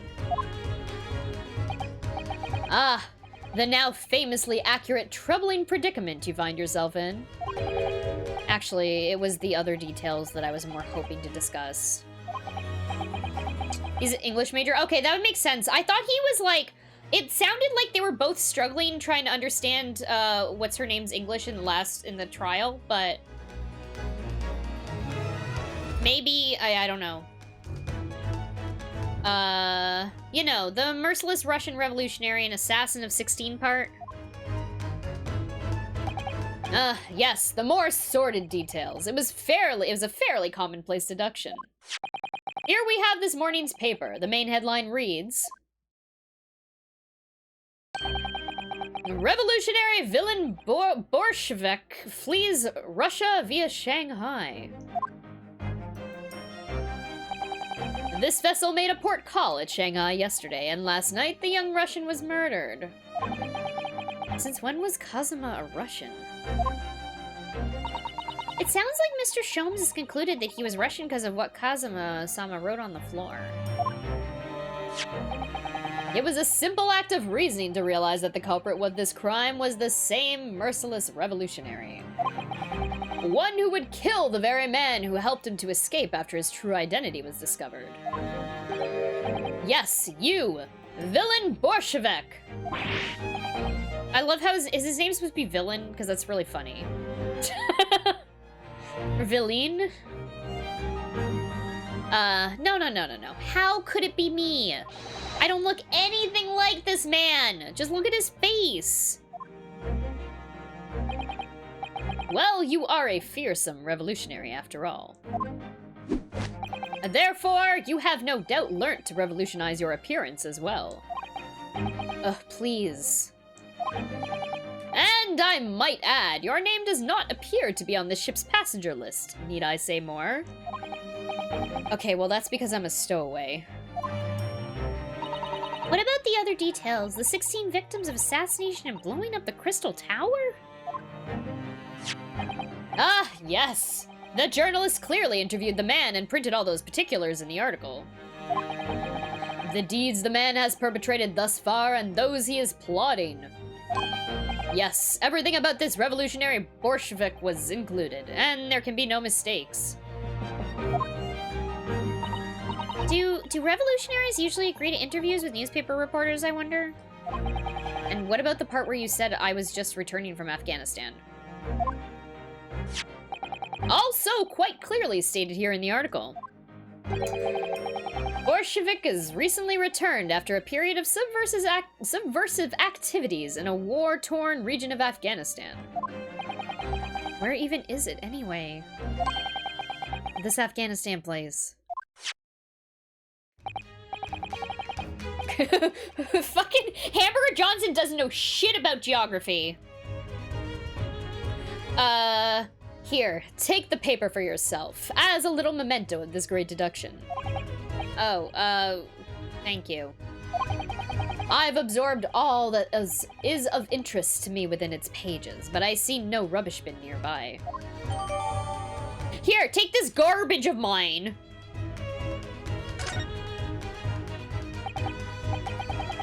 How did he graduate? Oh, he hasn't graduated yet. He's still in school. He's a university student. Yeah. He's technically not supposed to be on this boat, yeah. Explains the geography. Ev, no problem. Thank you so much for coming by today. It was so nice to meet you. I will see you around. I stream Monday, Tuesday, Thursday, Friday, 2 p.m. Eastern, Saturday at noon. I'm around. I have a Discord, I have a Twitter, I post my schedule everywhere. It's fun having you around today. I'll see ya. And you may find the article on the back page of interest as well. On the back? Cast your eye over it sometime if the interest takes you, though you may need someone to interpret. It's all written in Russian. I couldn't hope to read it, but I suppose it wouldn't hurt just to glance at the article. Maybe there might be a picture or two? I should probably check that, like, right now, right?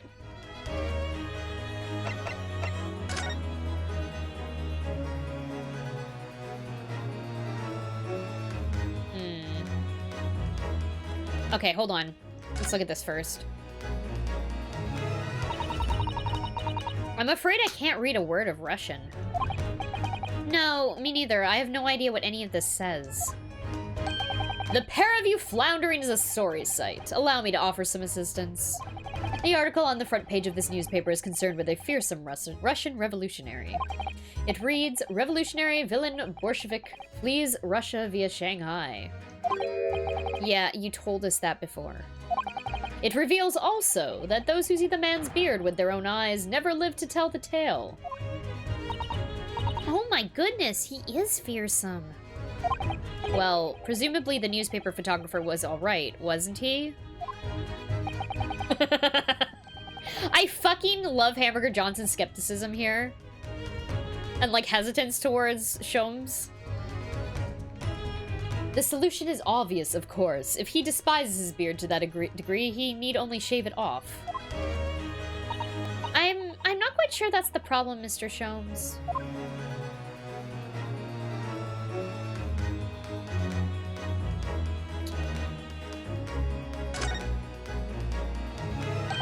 Huh.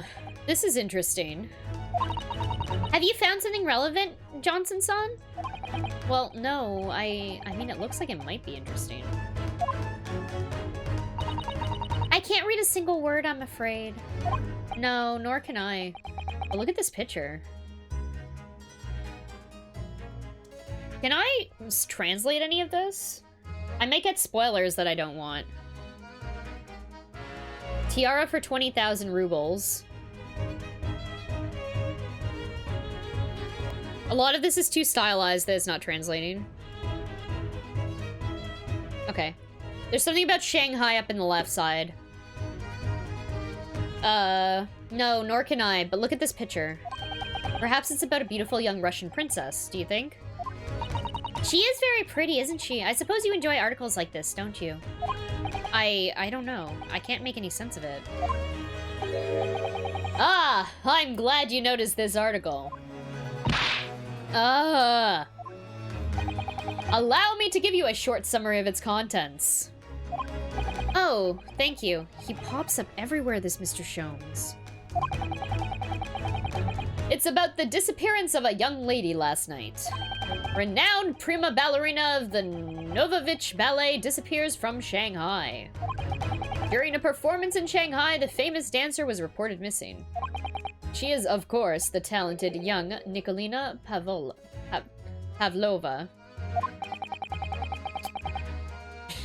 Why are Russian names so hard to remember?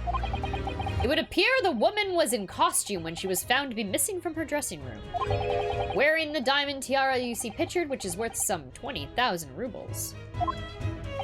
Oh. How much is 20,000 rubles? I have no idea, but I'm quite sure it must be an unbelievable sum of money. Suzato-san's eyes are shining like diamonds themselves. The tiara is property of the Novovich Ballet. It would seem the director is beside herself with worry. Yeah, I'm not surprised. The company is most anxious to recover both Miss Pavlova and the valuable tiara. They've requested international assistance at all ports with sailings to Great Britain.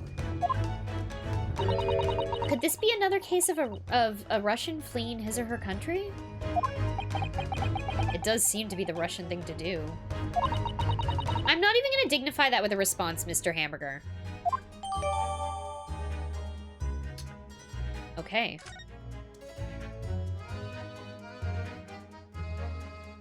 Is there anything else here?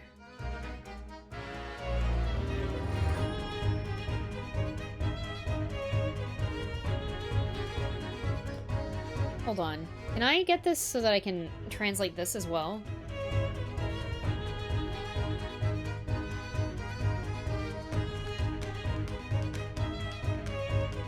Math breakthrough. Revolutionary escape from Russia.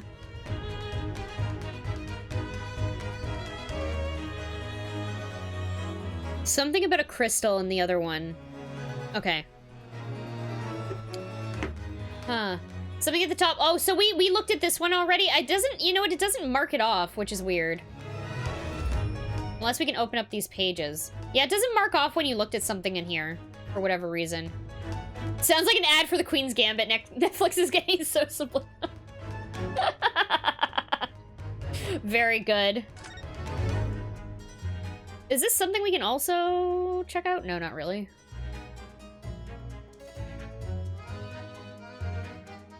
Okay. What you were just investigating. Before we started talking, you were examining Kazuma's desk, weren't you? Kazuma? Oh, yeah, the victim. Did you notice anything useful? Anything at all? Observe for a moment the desktop of the victim. We see that the victim was engaged in penning some text. London diary. Kazuma was keeping the notes of the trip. But I don't think you should read his private writings. It could upset people. Tragic. And something you ought to perhaps elucidate before the act of reading. Oh, you mean you've read it already? Get fucked! What the fuck? Yo, what the fuck? Susato wouldn't let us fucking read it! Our own best friend! And this fucking bitch gets to read his diary? Fuck off. It is my business to know what other people do not. Yeah, believe it or not, I know a smattering of Japanese. Oh, I see. Well, you're about to know what a Susato takedown is. Now, she's just gonna be like, she's not gonna care, is she? Susato-san, aren't you going to throw the detective with one of your trademark takedowns? I'm sorry, Johnson-san. What on earth do you mean? Life is so unfair. Anyway, to return to the matter at hand, namely this diary belonging to the victim. It would appear the final sentence is incomplete, as if the author were cut short. Tell me, what is the nature of the writing? Pray, be precise as to details. Oh, but I thought you knew Japanese? A smattering, dear boy, a smattering. Sayonara, bonsai, mikado, nado, I think you're suitably impressed. Ah. But this diary is littered with complicated-looking characters, of which I can read precisely none.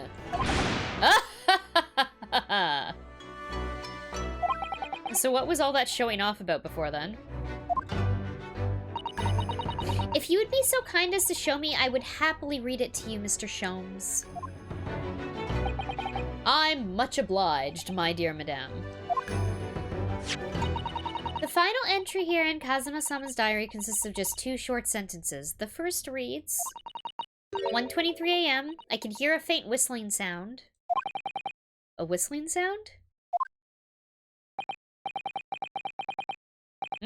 These are very deep waters. Pray, go on. The second sentence reads, 1:35 a.m. What looks like some sort of speckled band is dangling from the ventilator grill. Oh no! The speckled band! Oh shit, we know something they don't. Because we know the speckled band's a fucking snake. A speckled band? What on earth does that mean? I have no idea. I've never heard that expression before. The ventilator grill, you say? That man was presumably referring to the lattice there on the wall, which connects to the adjoining cabin. Yeah, the adjoining cabin. Kazuma's diary has been entered into the court record. Okay. Huh. So, I believe I've given you enough to consider for the time being, at least. Do you have somewhere to go? As it happens, the victim's writings in his diary have piqued my interest. The matter warrants further investigation, I believe, and if I am still too long, the seasickness takes hold. Oh, I suppose you're thinking of investigating the cabin next door, which the ventilator connects to? Great detectives are a curious breed. Our minds rebel at stagnation. We crave mental exaltation. So yes, I intend to investigate, hence the truth will become clear soon enough. Do you think that perhaps we could go with you?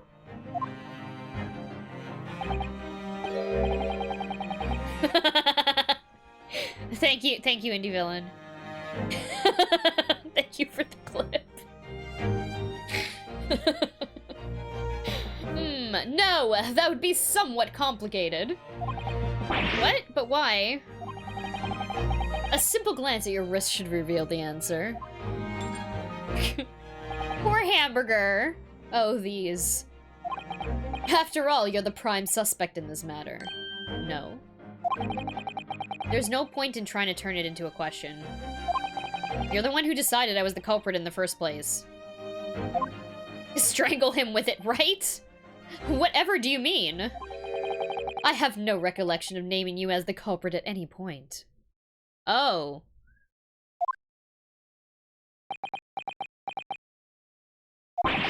You must be joking. You just said it only a moment ago. Dear me, you are clearly misguided. I would have no cause to say such a thing. Well, actually, Mr. Sholmes, I did hear you say that, too. You're quite sure? Well, that's very strange. I wouldn't have said you had the face of a criminal, you know? Not really. So what, were you looking at my knees before? Some great detective you are. Well, anyway, that was then and this is now. What do you mean? What I mean, sir, is this. If you are the culprit, then you must play the part more convincingly. Roll over and accept your fate.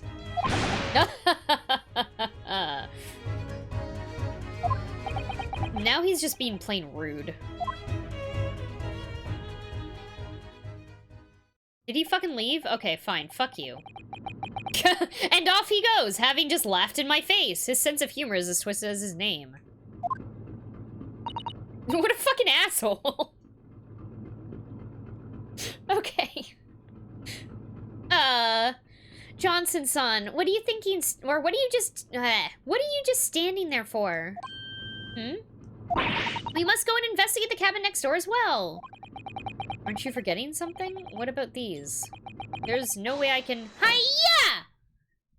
Wait, is she fucking strong enough to break his fucking handcuffs? No, okay. After Kazuma spent his dying moments struggling to leave us a clue, you're willing to give up? You're just gonna roll over and accept your fate? As if you gave me any choice in the rolling over part.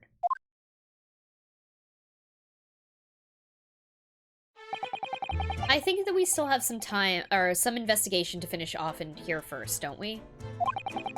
Let's carry on examining what we can in this cabin while we wait for a chance to slip next door. Good idea! The situation doesn't look good for me, but there are still things I can do to help myself. And I owe it to Kazuma to do everything I can to find a way out of this. And bring the real culprit to justice. Is that... Is something wrong now, Johnson-son? Oh, no, it's just that crewman standing by the door. I can't help but feel like I've seen him somewhere before. Oh yeah, you're right. He does look familiar.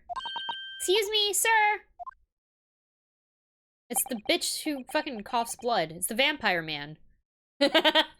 Yes? What can I do for you? Yeah, it's totally Vampire Man. I recognize that face, but it can't be. Cop and vampire. Vampire cop. Yeah. It is! I didn't know you were here, Inspector Hosonaga. You gonna wipe that on your fucking white sailor outfit? Okay. Hello again. What are you doing here? I think that should be my line. I was so stunned when I saw you, my heart stopped. Nearly stopped, I hope. I received some special orders to go undercover as a member of the crew and board this ship. Again? You certainly seem to enjoy undercover work, Inspector. If there's anything I can do to help you, please ask. I never expected to see this man on board. But perhaps his presence can help me out of this hopeless situation.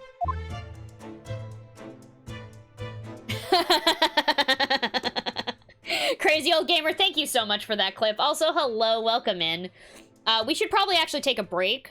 I was gonna take a break right before this, but this is a good place to stop and take a break. I hope you're doing well today. Happy Tuesday. She did enable Shomes and then is very happy to use violence against people that are already handcuffed. Yeah, I don't know. Both Susato and Shomes were... I am hoping that Susato will, you know, once she doesn't suspect us of being the murderer, hopefully she'll warm up to us. I hope. But also, I forgive her a little bit because she is a child. So, like... I don't know. I can forgive her actions a little bit more because she is literally a child. But yes. I will be right back, everyone. Please go and grab some water, go grab a snack, go do a stretch. All those good things. And I will see you all in a few minutes. I will be right back.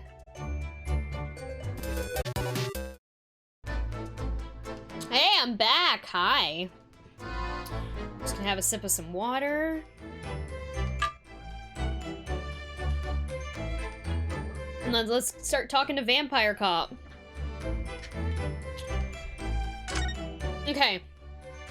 What are your special orders? Tell me about your special orders. So what are your special orders this time, Inspector? Yeah, and why are you dressed as a member of the crew?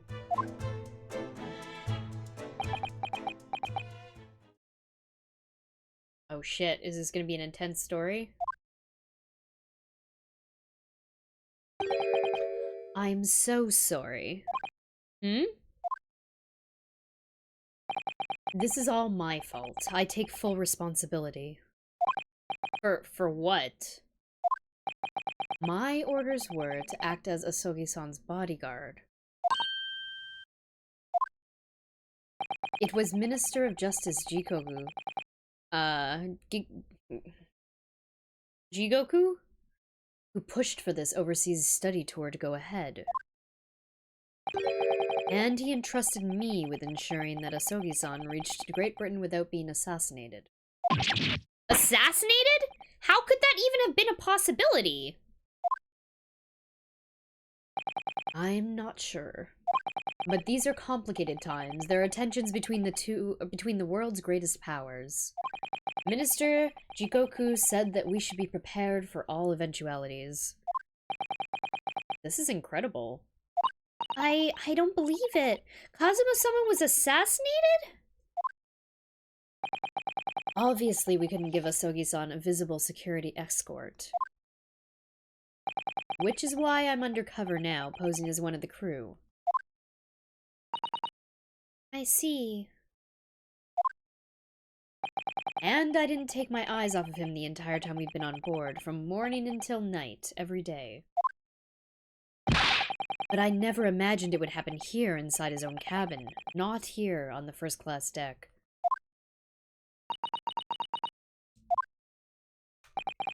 I've failed miserably at my assignment, and Asogi-san is dead as a result. I'm a disgrace. All I can do is humbly apologize. Inspector. So, if there's anything at all I can do to help now, just say the word. Okay, yikes, wow. Okay. So, the cop vampire was assigned to be our personal bodyguard, and fucked up. And now our best friend is dead. Thanks, dude. Thanks, dude. Also, some fucking detective he is. He didn't even know we were fucking here. We're doing what we can to investigate Kazuma's death ourselves. I thought you might be. You didn't do it, did you? You're not the killer? Of course not. We'd really like to investigate the cabin next door. Yes, so we need to be allowed out of this cabin. I'm sorry. What? You've been deemed a risk to the ship's safety. If you move to even touch the handle of the cabin door, that stormy-looking seaman there would surely snap your neck in two. I suppose. I'm not just a stowaway now. They think I'm a murderer as well.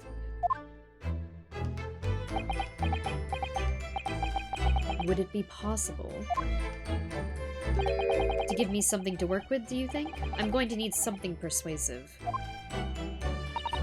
What do you mean? If I had a solid reason why the next-door cabin should be investigated, for example, I'd do everything I could to persuade the captain to allow it. Really, I'd lay my life on the line if I had to. But I don't see how... There may be a way. What? Really? Think of how you tried to persuade me of your innocence, Hamburger-san. By presenting me with a piece of evidence that you had already had in your possession. Evidence? It's just the same as when you're in court. You must have done it many times during your trial. Simply select the present panel, and then choose some evidence that Inspector Hosonaga could use. So evidence that would give us a viable reason to investigate the next-door cabin. Yeah, gee, I wonder what that is.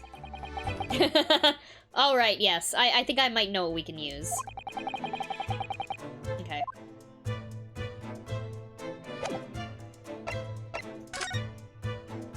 We did get the journal, right? Can we examine this? The speckled band is dangling from the ventilator grill. Okay. Present. What's that? It's Kazuma's diary. Just before he died, Kazuma-sama wrote something rather strange in his diary. Strange? In what way? He wrote, what looks like some kind of speckled band is dangling from the ventilator grill. The only thing worse than Herlock Sholmes is the old flying baby trick. Oh my fucking god.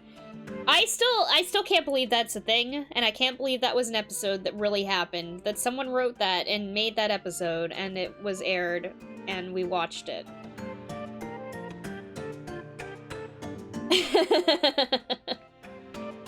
Oh boy.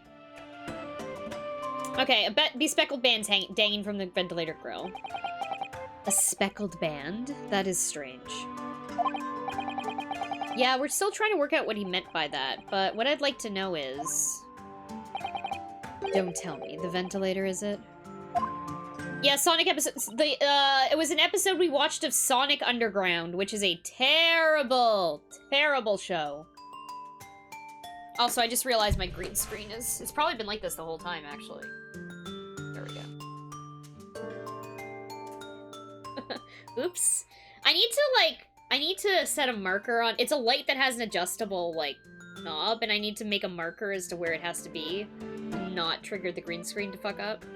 Or I need to recalibrate my green screen, which is probably actually what I need to do, but it's a pain in the ass. Anyway.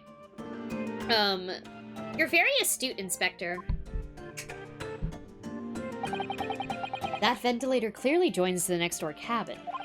That's right. So if we could investigate in there, we might be able to work out what the bespeckled band was.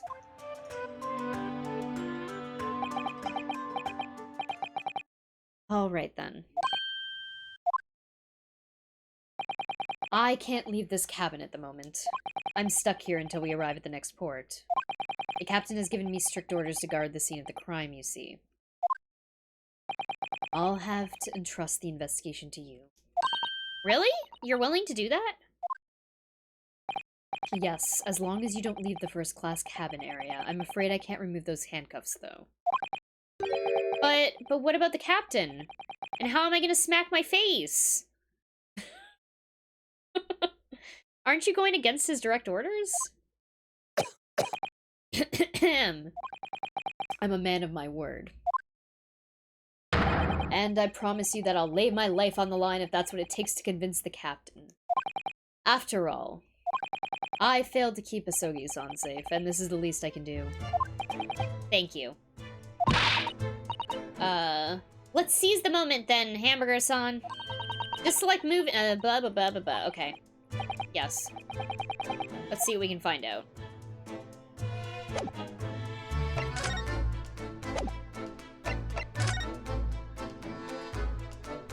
Do you have new dialogue? You totally do. Come here.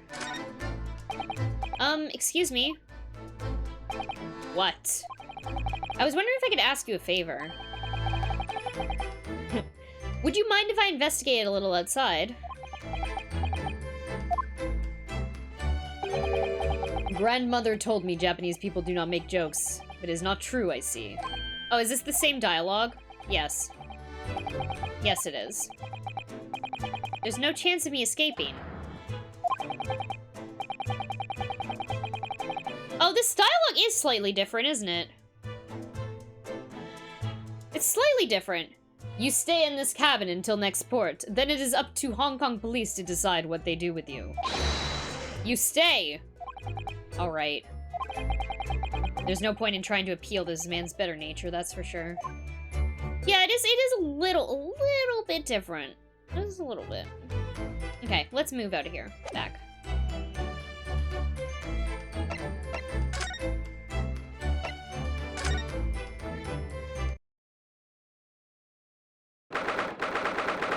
January. What the fuck is that? Is that like a mouse trap?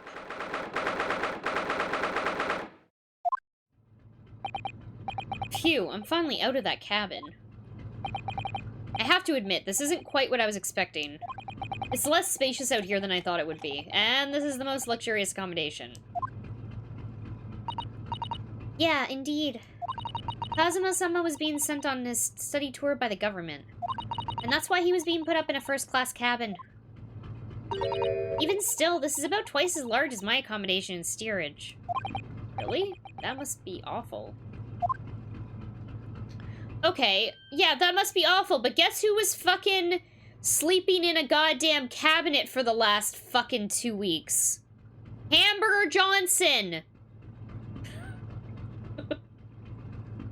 Sorry, a wardrobe. A wardrobe, not a cabinet. Still. Same thing. Anyway. Oh, look over there. That's another crewman keeping watch, and he looks enormous, even if he is sitting down. Doesn't he know that hamburgers are best stored in stomachs, right? Nom nom nom nom nom.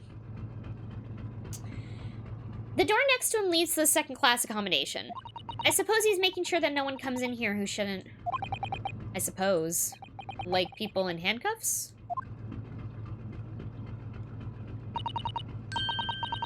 Mr. Johnson, you look like a little boy visiting a toy shop for the first time. I mean, he might as well be. He's baby. I would have thought you'd be used to this ship by now. We've been at sea for 2 weeks already.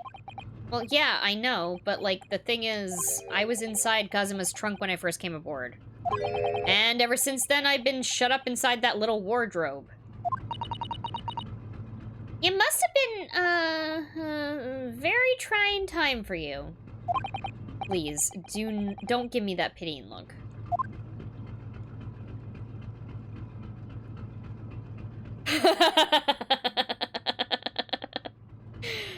An attorney's badge that says Berg up? Oh my god. No, I do like this idea. This is actually, yeah, you know what? I really like this idea too, yeah. Hamburger Johnson wearing a sticker that says Berg up. Berg up attorney's badge? Oh man, I don't know. I guess today is the last day of August, right? Today is the last day of August, so if we gotta get our memes in. We gotta decide on an idea for a sticker.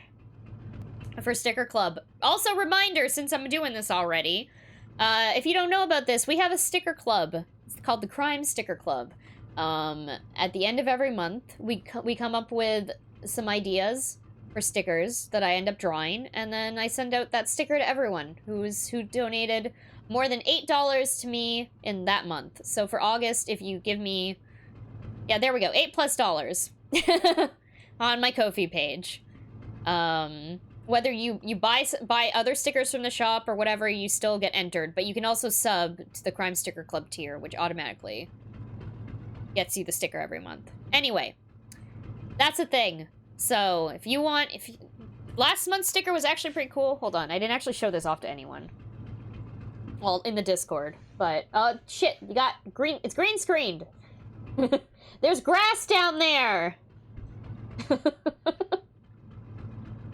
Anyway. Pretty big sticker, too.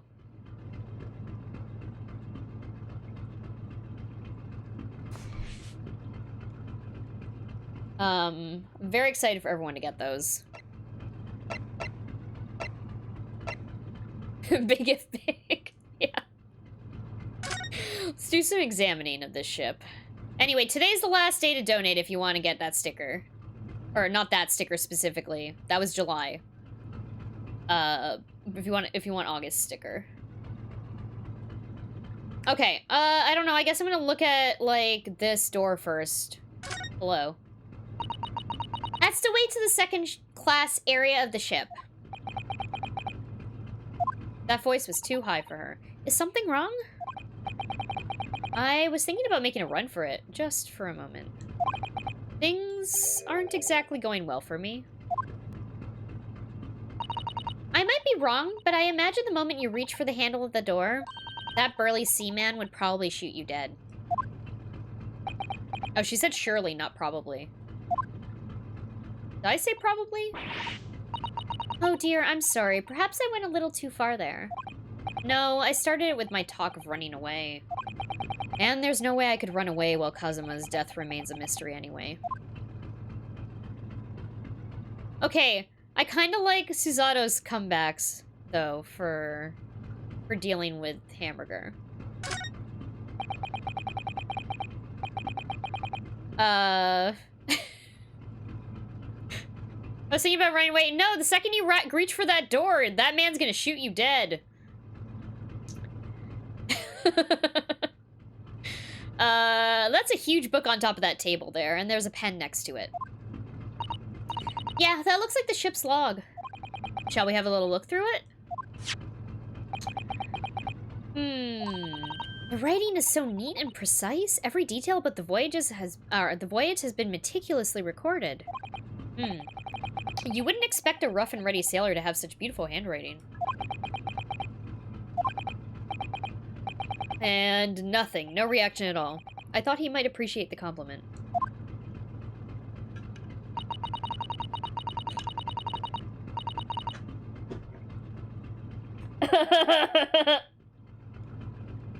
Very good. I'm not sure that rough and ready is much of a compliment, Hamburger-san, even to a sailor. Anyway, last night's log is mostly blank. Presumably that means there's nothing to report.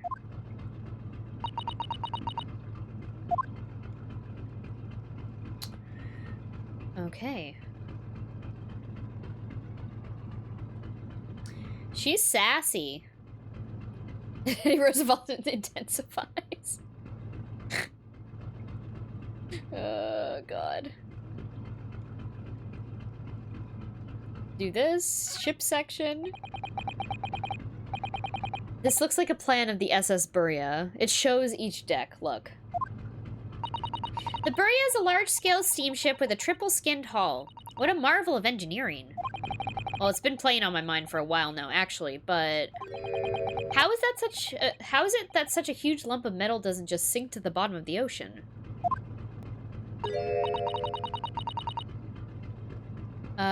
Oh, that's really quite simple, Hamburger-san. It is? You gonna get schooled?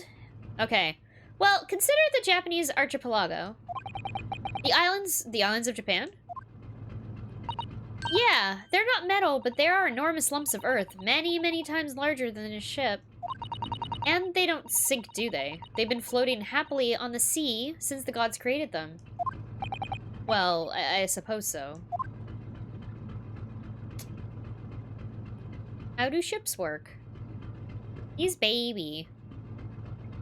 There's a bit more to it than that. Yeah, that wasn't really a good explanation, was it?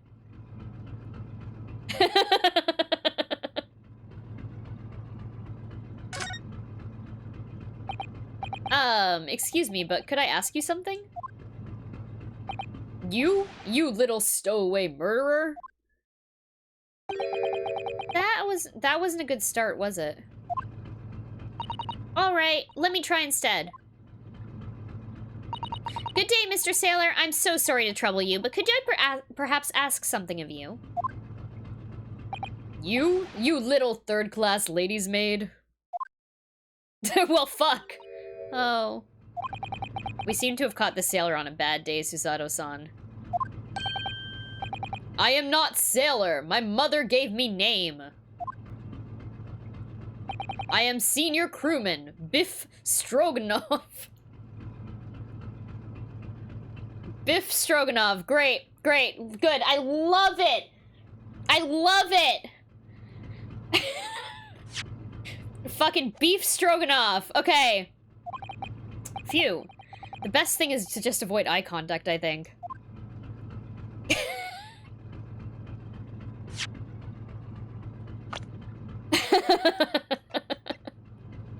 Fucking amazing. Okay. That's the tasty seaman name, yeah. Beef stroganoff.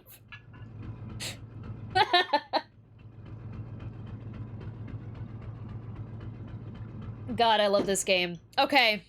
First class cabin area. Let's see. Mr. Stroganoff, about this first class cabin area. Here we are in finest part of Burya steamship for very important persons. What sort of very important persons? Government officials, kings and queens traveling in secret. Many important persons. That's why I am always guarding this place. Gosh, that's amazing. But somehow I let stupid stowaway inside. I want to pick you up and throw you in ocean, but Stroganov is not animal. Thank you? If I may, I was wondering, is the cabin next to Mr. Asogi's currently occupied?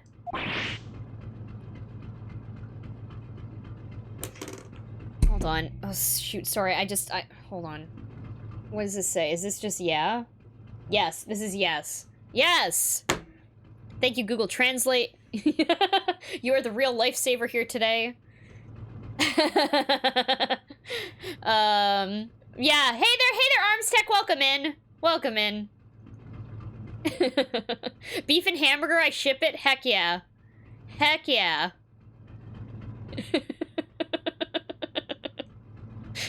Yep, oh, yep, we are on one. I didn't catch that. I didn't catch that when I read it first. I was like, wait, what? Oh, yep, we're on a ship. Duh. Susato-san, did you understand that? It sounded like duh. I think it's probably Russian for yes, or no. Genius. It is not permitted to visit other cabins without invitation. Well, it sounds like there is somebody in the next door cabin at least. Yeah, it's tantalizing. Passenger in next door cabin. Could you tell us who's traveling in the cabin next to Mr. Asogi's? His name is Mr. Grimsby Roylott. Grimsby. Sorry, Grimsby Roylott. Grimsby Roylott. What's the pun here? I guess we'll find out when we see him. Mr. Grimsby Roylott. He is very important Western gentleman. A Western gentleman? Do not think about it. He has nothing to do with murder of student boy. How can you be so sure about that? Mr. Roylott is authentic Western gentleman. Oh. Oh, you know, I wonder, you know what, I bet it's gonna be that fucking dude. I bet it's gonna be that fucking, this dude. This revolutionary dude. Okay, anyway. Definitely, yeah, but... I 100% believe he is an authentic Western gentleman after you said that line. Such a man would have no interest in lowly student from insignificant Far East islands. That was harsh. Could you tell us when Mr. Roylott came aboard?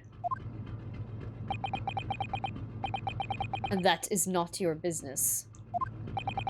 Come to think of it, even though we've been at sea for 2 weeks now, and I've been in Kazuma's cabin the entire time, I've never once heard anything from the next door cabin, or even felt like there's anyone there. Well, presumably since this gentleman is occupying one of the first-class cabins, he must be rather important, is that right? That is not your business. Okay. Tell us about last night, Mr. Beef Stroganoff. Are you on watch here all the time, Seaman Stroganoff? Duh. All time. So criminals like you cannot come in or get out. I wonder, could you tell us anything about last night at all? It is sad about Student Boy. Were you on watch last night as well? Of course. And did you notice anything at the time? Anything unusual?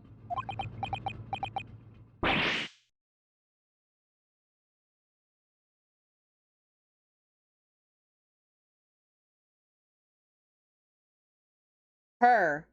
That says her. Okay.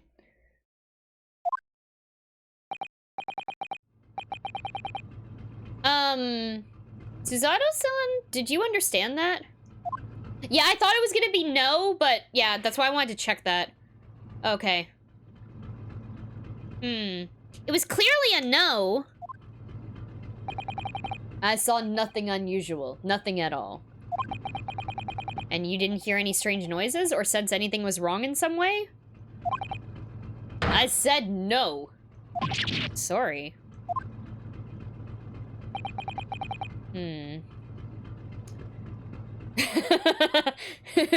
Please, Mr. Stroganoff was my father's name. Call me Biff Seaman.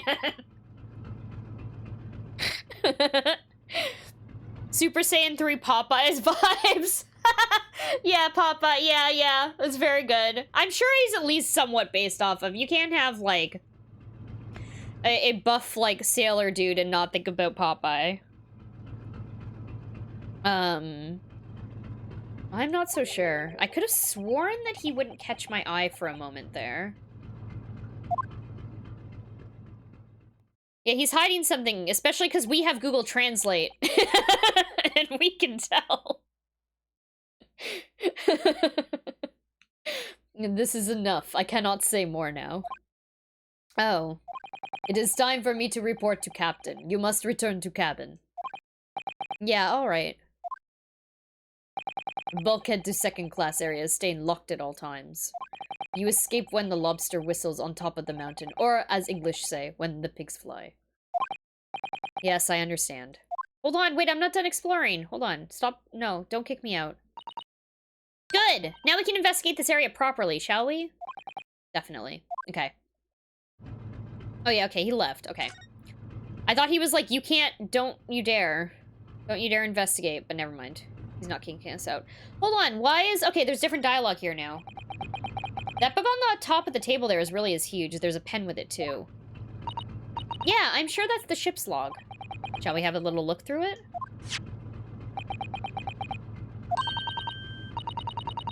The writing's so neat and precise. Every detail about the voyage has been meticulously recorded. You wouldn't expect a rough and ready sailor to have such beautiful handwriting. Anyway, look here. Last night's log is mostly blank. Presumably that means there was nothing to report. Oh, okay, it's just different dialogue because he wasn't there anymore, so it couldn't do the joke about, oh, did he hear me?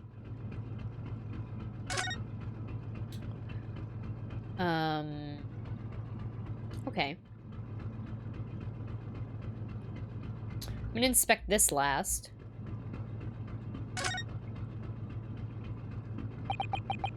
This is it. This is the cabin next to ours, the one the ventilator connects to. Yeah, the ventilator from which Kazuma-sama wrote that he saw his bespeckled band. I keep reading as bespeckled. Speckled band emerging. Maybe whoever's in this cabin can help solve that particular mystery. Let's ask. Wait, are we going in yet? Right now? No. I don't want to go in yet.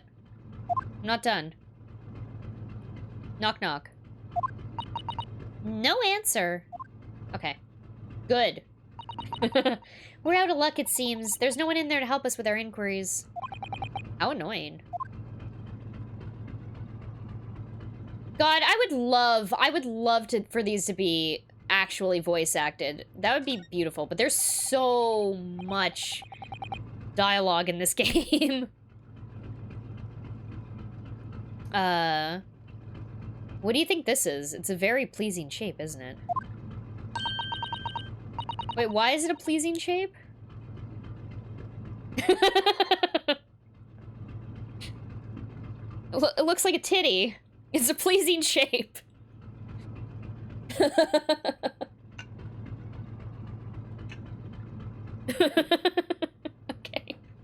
That's the emergency alarm. It's probably best not to touch it. Oh, an alarm. Okay. It says, press only in times of emergency. It looks as though it sets alarm bells ringing all over the ship, and brings the vessel to a complete stop. Oh. This I have to see. No! What are you doing, Hamburger-san? You mustn't touch it! But this is an emergency situation. Just look at these handcuffs. You know full well that's not what the alarm is for. If you were to bring this vessel to a standstill for no good reason, you'd be in an even worse situation. I wish everything would just stop. The ship included. If you have to do something foolish, at least make it something that doesn't affect anyone else. Ah! What was that? It came from inside the cabin. Such a high-pitched scream. It must have been a woman. Stand aside! Wait, I didn't finish exploring. Fucking goddammit, Sholmes! No! I'm about to break the door down. Mr. Sholmes! I shan't be stopped. When the fit is on me, I revel in kicking doors off their hinges. Please, wait, Mr. Sholmes.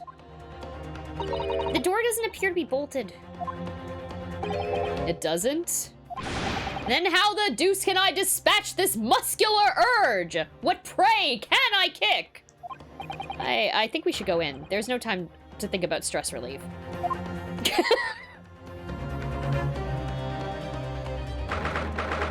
Shit, I didn't explore everything! Oh my god!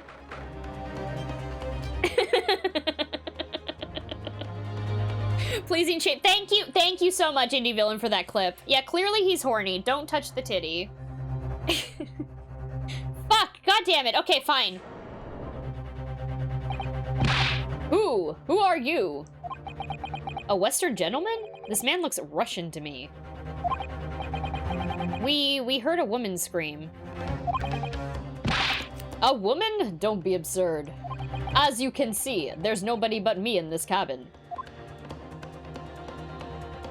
True. This old man does appear to be the only person in here. But in that case, who just screamed? Get out, all of you, now! Please excuse the intrusion, but you're Mr. Grimesby Roylott, I believe. What are the odds of that being a fake beard? Almost definitely. Very, very American gentleman. Yes, that's me. And you are? I am the one and only, the actual Herlock Sholmes. You've heard of me, no doubt. No. I am a great detective amongst great detectives, one who adorns the covers of popular magazines, no less. So I assure you, you may trust me completely. The man uses that magazine like a business card. A detective? I do not trust detectives. We distinctly heard a scream emanating from within these walls. It's a good thing the wardrobe's open.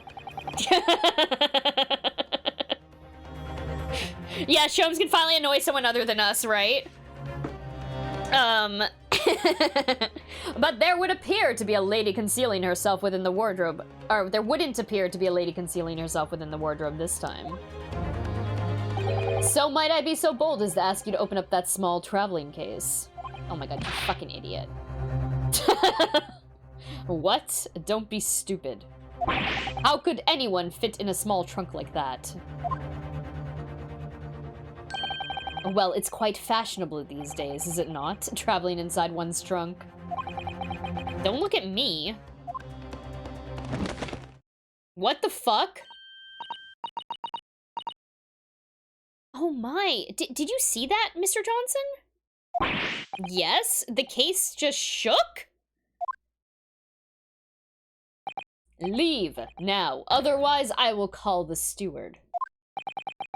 So this is Kazuma's neighbor, Mr. Grimesby Roylott.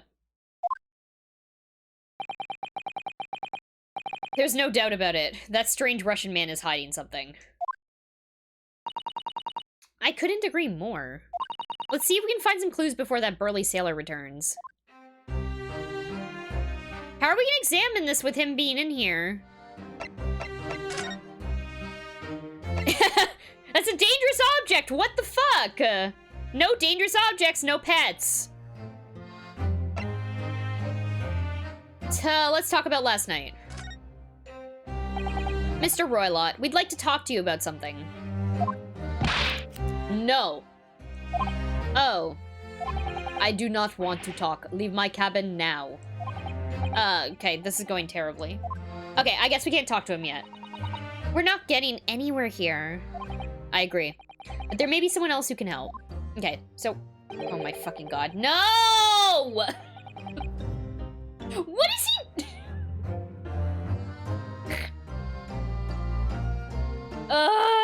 he's just fucking sitting inside the fucking wardrobe. Okay.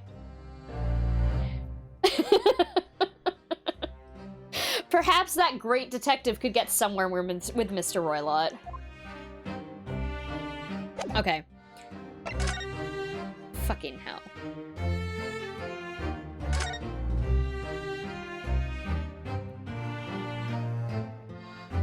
I guess we do some examining here, right? Oh no, he's not gonna let us. What do you think you're doing? Ah! This is my cabin. Get out. Could we just have a quick look inside your traveling case, perhaps? No. What a pity. I think we're out of luck. I think you're right. There doesn't appear to be anything more we can do. I agree, but there may be someone else who can help. Okay, stop. I know. I guess I have to talk to him. Okay, I don't want to talk to the fucking great detective, though.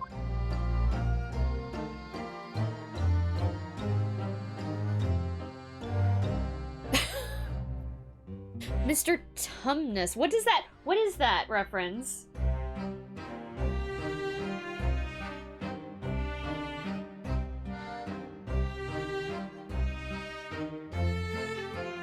Oh, fucking...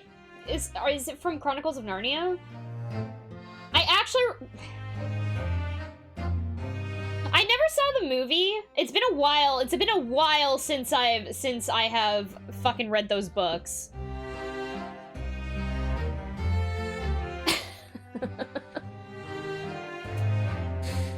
Oh, man.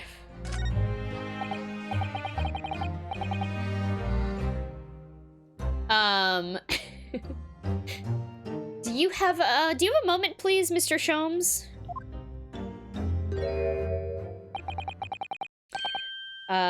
You need only address me as Sholmes.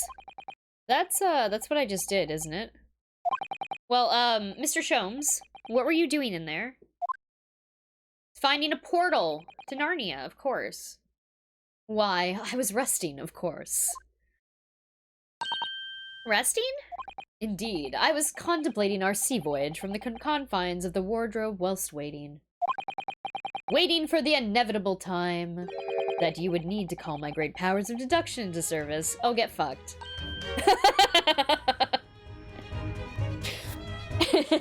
Oh! And it would seem that the hour is upon us now. The time has come! Oh, did he say detection, not deduction? Okay. Am I mistaken? Well, no, actually. You're spot on, for once. Observe closely. Our Russian host in this cabin, Mr. Roylott, is clearly trying to hide something. And do you know what the most effective weapon to use against a Russian hiding a secret? Why, the truth, of course! Though it should be pointed out that such methods are not exclusively for the Russians. Right. Can you imagine how the Russian will react when the secret he guards so closely is exposed? Would you like to witness it? Oh, yeah, please.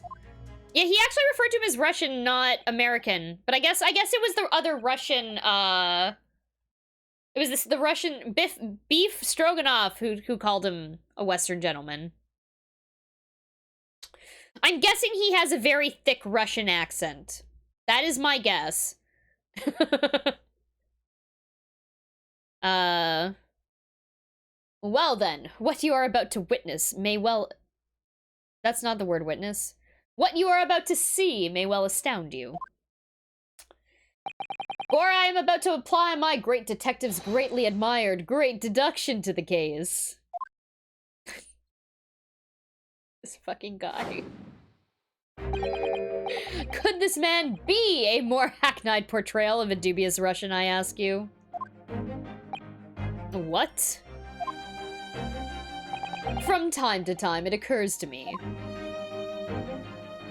Is the fellow dubious on account of his Russianness, or Russian on account of his dubiousness? I really don't think either of those things should be occurring to you, or anyone. That's right, and Mr. Sholmes? I know this man's beard and dark glasses are hard to ignore, especially on first meeting, but I once read, it is a capital mistake to theorize before you have all the evidence. It biases the judgment. Shh! I must have complete silence.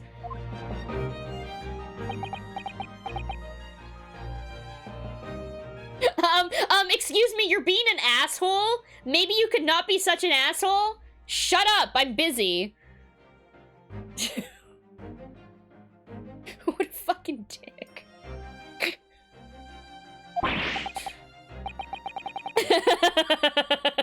Yeah, interrupting his great deduction from the great detective, Sherlock Sholmes.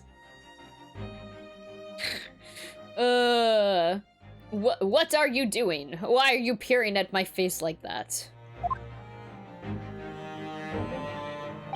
Ah, just as I thought. Yes, I have quite made up my mind now. There can be no other explanation that accommodates all the facts. Mr. Roylott, I have reached two incontrovertible conclusions. What do you mean? Number one, your true identity is that of a villain. Using those shears, you are about to end the existence of something most dear. Are you not? Huh? And number two, the other conclusion I have drawn. You are, at this very moment, no less, in the midst of committing a most grievous crime. Beneath that beard, your mouth quivers with nervous tension as you realize you have been discovered. Does it not? Ah! Oh, Hamburger-san, I never imagined I would witness one of Mr. Sholmes' great deductions with my own eyes. That was a great deduction? Nothing can deceive Mr. Sholmes. In a single glance, he can deduce all there is to know about a person. What? What ineffable twaddle. What a word to say, Hamburger. Oh yeah, I've read about it countless times in the adventures of Sherlock Sholmes. And now I've experienced the astonishing impact of his great deduction firsthand. This is like a dream come true! I can hardly believe it, but all the color has drained from Mr. Roylott's face.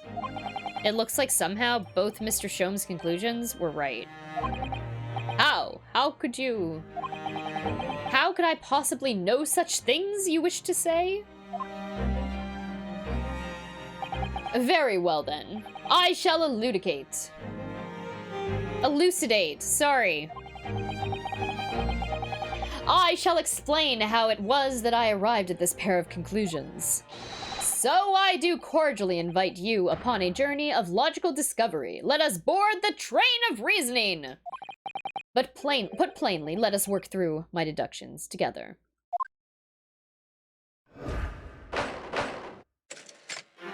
What? This is new? Topic 1, the old man's identity, okay. So, the dubious-looking Russian, Mr. Roylott, obviously.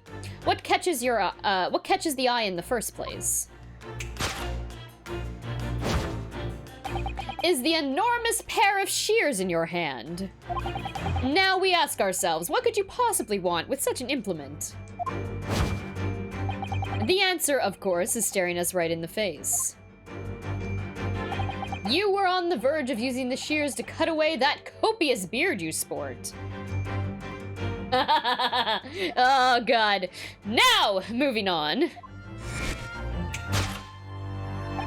The question then begged is this. Why would you desire to rid yourself of this magnificent beard, Mr. Roylott? Once again, the answer is plain. We have clear evidence to shed light on the matter. Regard, if you will, this morning's newspaper, in particular the fascinating front page article. Which, it would appear, you have read also, Mr. Roylott. I'm sure it needs no further clarification. The evidence that reveals your true identity is the article about the revolutionary. In translation, the headline reads, Revolutionary, villain Bolshevik flees Russia via Shanghai. As you can not fail to observe, the subject of this article possesses an extremely copious beard. Having noted the article yourself, you decided to remove your incriminating facial hair before you gave you away. In short, your true identity is beyond doubt. You are the fearsome Russian revolutionary himself, villain Bolshevik. And not that I've heard of you myself, you understand. I love how Sholmes is just accusing anyone he can of being a Russian revolutionary. I know, right? Wrongdoing, okay, Sholmes. Now, as for my second conclusion, you are, at this very moment, on the brink of committing a most grievous crime. And the proof of this crime, over there. Oh yes, Mr. Roylott. Taken unawares, people have a propensity to let their eyes stray, you see. Ah. And I assure you, the eyes speak so much more eloquently and honestly than the mouth. The answer we seek lies where the furtive glance falls. The proof of your crime sits before our very eyes. Yes, that traveling case. It is time, I think, that the case be opened and its contents laid bare. No, I refuse. What could you possibly be concealing inside, we ask? By my estimation, a young lady, perhaps, one slight enough to fit therein. That's a very fucking small case. There is no way there's a person in there. Don't be absurd. And what, pray, would be the identity of this young lady in the traveling case? Dear me. We are not well suited for a life of crime, are we? Your careless coup d'étoile betrays you. Once again, we need only follow your furtive glance to the answer. Yes, the reason you refused to open your traveling case can equally be found in the passage of this newspaper. Pages, sorry. But there is another most stimulating article. If we turn from the fleeing revolutionary to the back page... renowned prima ballerina of Novovich Ballet disappears from Shanghai. Such a headline can lead us to but one conclusion. Your crime is that of abduction. And according to the article, the young lady's name is Nikolina Pavlova. Okay. I don't think there's a young lady in that briefcase, and I think this guy sucks. So... okay. Yeah, I think it's gonna be a fucking dog. Honestly, I think it's gonna be an animal. Thus concludes Herlock Sholmes' great deduction of this Russian enigma. A Lemensky. Okay. Okay, sure. Hope so. Pop time's with us. Yeah! Suzato-san. That wasn't one of the great deductions I've been hearing so much about, was it? Well, the stories are full of Mr. Sholmes' brilliant deductions, you know. But that did seem a little different somehow. Excuse me, Mr. Sholmes. Could you come over here for a moment? Pray, what can I do for you? It's about your deductions. Would you mind? Not at all. Go on. Well, to start with, there's the newspaper article. I think we had the same discussion before, but, these two men look nothing like each other. Yes. I recall our discussion earlier, and at the time, I believe I told you. That man is a revolutionary. Will be well able to revolutionize his own appearance. In fairness to Mr. Sholmes, Mr. Roylott does look a lot more like this man than you do. That's not the point. And another thing. The part about him abducting the ballerina? Indeed, a truly startling revelation. At first glance, the case would appear too small to accommodate a young woman. Not just at first glance, it is too small. Clearly. You'd be lucky to fit a 5-year-old child into that case, even if you pushed really hard. I don't suppose the missing ballerina is a 5-year-old child, is she? You mean you don't know? No! The young lady is 15! No, I didn't know. How could I? Hamburger doesn't know shit about the world! Well, if she's 15, then 10 years worth of her would be poking out of the case. Some years ago, I read something pertinent, I believe. A troop of men consuming vinegar daily in order to promote a certain litheness in their bodies. Vinegar? For such a sour bunch, it would surely be simplicity itself to contort oneself into the confines of that small case. Oh dear. You might be thinking of contortionists in the circus, Mr. Sholmes. This whole thing is turning into a circus. Mr. Johnson, something's occurred to me about Mr. Sholmes' deductions just now. Oops, sorry. I think his powers of observation are, well, magical. His eyes cut to the heart of a matter almost instantly. It's just where he directs his attention and his logic that seem a little off. Your idea of a little may be a little off itself, Miss Suzato. It's just one or two keywords in his deductions that seem to let him down. So I was wondering, if we might perhaps tactfully switch them for alternatives? What do you think? Switch some keywords in his deductions. Yeah, but like very tactfully. I feel sure if we could do that, we'd unlock the true genius of Mr. Sholmes' great deduction. Precisely the thought that was going through my own mind. This man's a lot of work. At times, I wonder how anyone puts up with me. It's not that funny. And you, my good fellow. Sorry? Take a moment to look at your wrists. My wrists? Oh! Ah! What? Where are your handcuffs? Huh? How did... I felt that they may hinder your ability to follow me in our dance of deduction. I don't believe it. Mr. Sholmes, you are a marvel.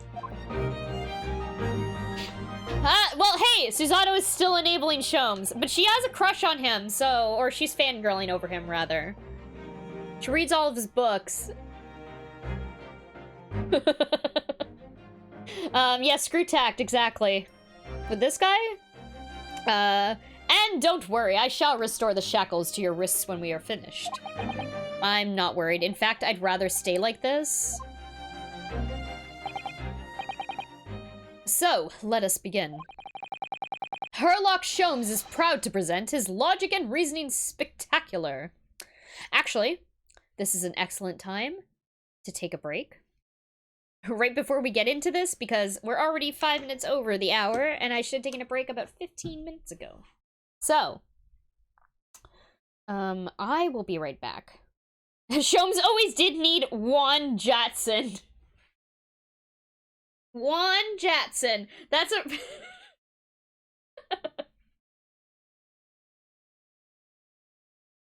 Oh, sorry, it's Wilson. Is it Wilson? John Wilson? Oh, yeah, his biographer. Yeah, John Wilson. Wait, do we know that it's John Wilson or just Dr. Wilson? We just know Dr. Wilson. I actually don't know. I don't know what they're gonna do with that. I have a feeling that they might switch things up. Anyway, I'm gonna take a quick break. Yeah. Yeah, I think I'm just assuming. I think I'm just assuming. But they have referred to them as Dr. Wilson, so we will see. Anyway, I'm gonna be right back. I'll see you all very soon. Please go grab some water, go grab a snack, etc. And coming up on the final hour of today's stream. Well, rather, I don't know how much longer is going on, or this is gonna go on for. I should probably look up a walkthrough. I'll be right back. See you soon. Hello, I'm back. Okay. Herlock Sholmes is... Sorry, I'm not even doing his voice. Oh god, okay. Sound overjoyed at everything I'm saying. Herlock Sholmes is proud to present his logic and reasoning spectacular. Here we go. Course correction. Hold it, Mr. Sholmes. Okay. So, the dubious-looking Russian, Mr. Roylott. Obviously, what catches your eye in the first place is the enormous pair of shears in your hand. Now we ask ourselves, what could you possibly want with such an implement? The answer, of course, is staring us in the face. You were on the verge of using the shears to cut away that copious beard you sport. I'm not sure. Would you really use shears like that to cut off a beard? I doubt that's something I'll ever have to worry about. Oh, 'cause he's baby. It doesn't quite sit right with me, though. It doesn't seem to be sitting right with Mr. Roylott, either. Which means I suppose that the deduction is wrong. Let's try to switch a keyword here. Hamburger-san, and see if it helps matters. Alright, but how? I think we should start by taking a long, hard look at Mr. Roylott. I wonder if it's really his beard that he intended to use those shears on. Exactly. Johnson, yeah, I find it funny to say hamburger, though, so I've been switching it to hamburger. I know it's supposed to be Johnson. I actually feel like I should be saying Mr. Johnson or something. I think she's officially, I think what she's calling him, like, the translation would be Mr. Johnson. Right? It's a respectful word. The, suffix son.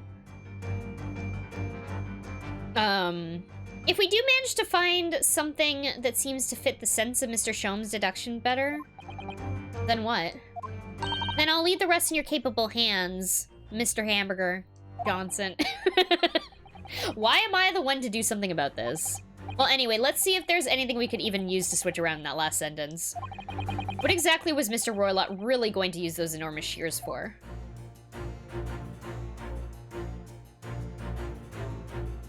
Copious beard, thick hat. Can I, like...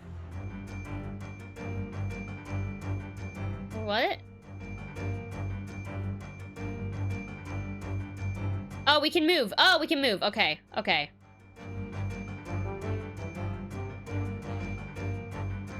Wait, is that a photo on the tape? Is there a photo? Oh, this is fucking inverted, and it's throwing me off real bad. What is this?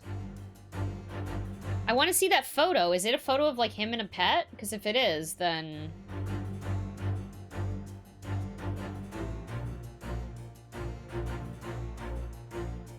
Okay. Oh, no, I really can't do that. What?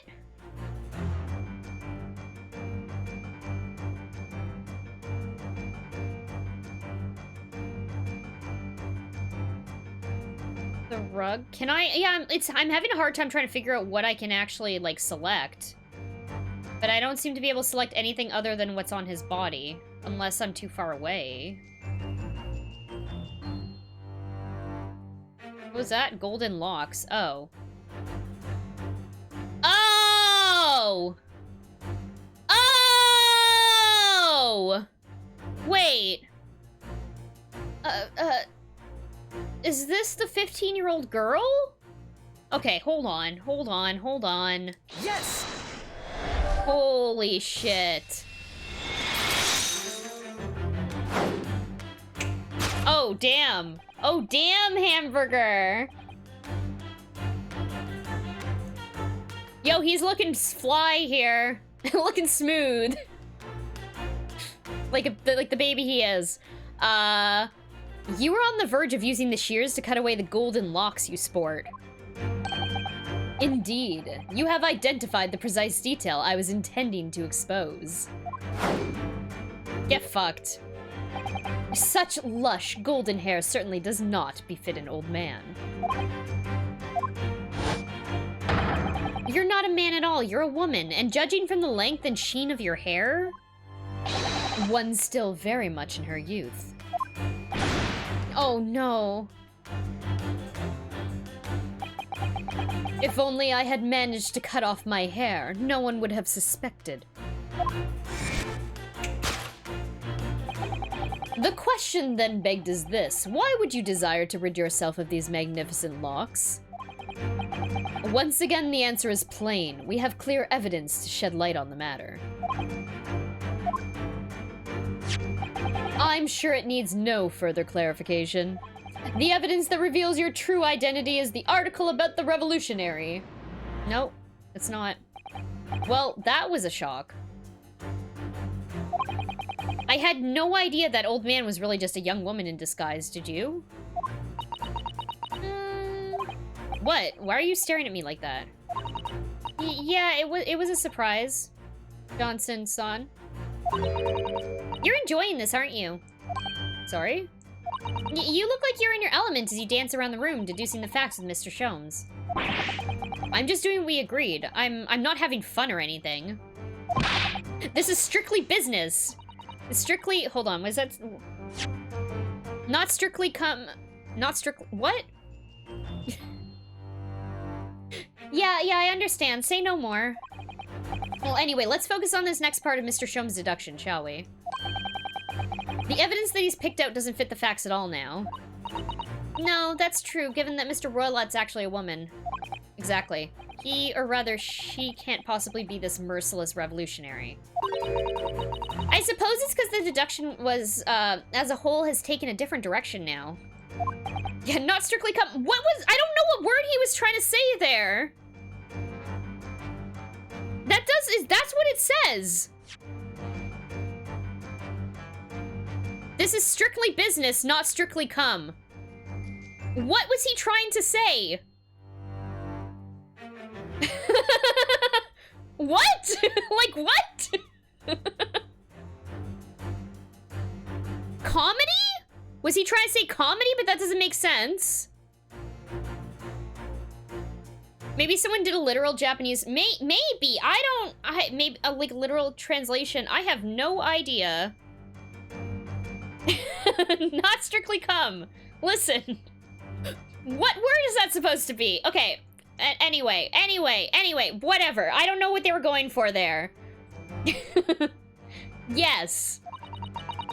Let's switch the evidence for something else. Something that fits the facts as we now understand them. Tears. They're like, what? Someone fucked up that translation. For some reason, this woman needed to try to hide her true identity. I feel as though I've either read or heard about a young woman in a situation like that recently. Alright, I'll do my best. Yeah, it's literally this article right here. Yes!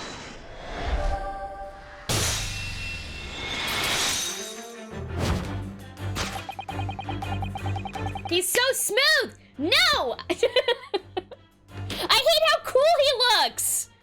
Hamburger Johnson's actually really cool.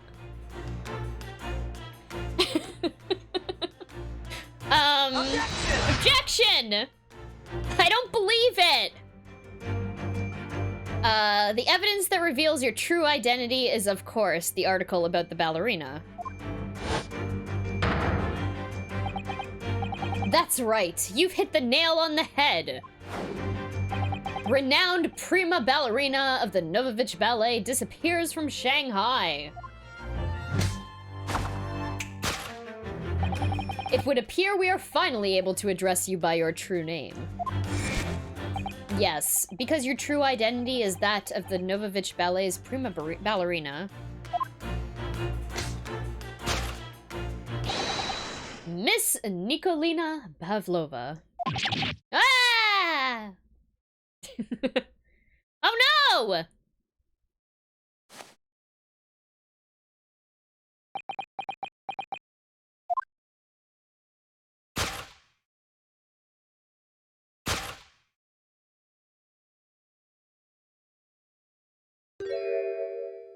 Oh shit.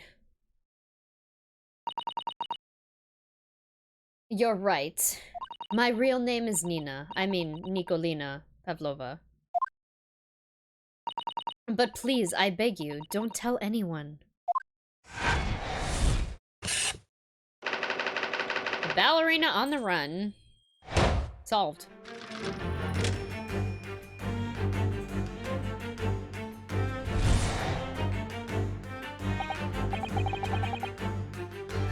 Now, as for my second conclusion,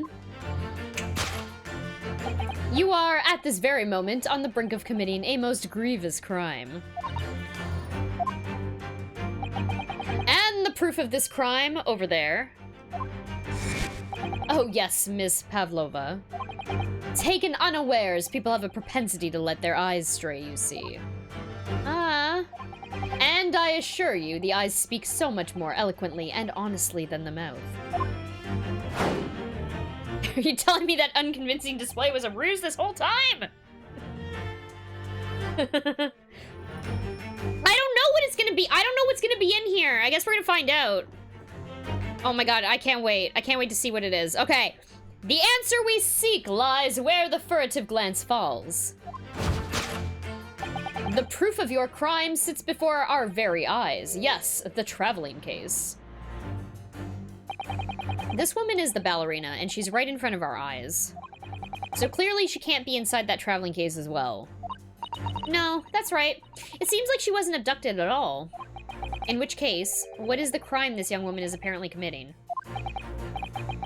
I can see I'm gonna have to step in and fix the great detective's mistake again. You seem to look pleased, Mr. Johnson. Do you like the idea of another chance to dance around with Mr. Sholmes? Stop it.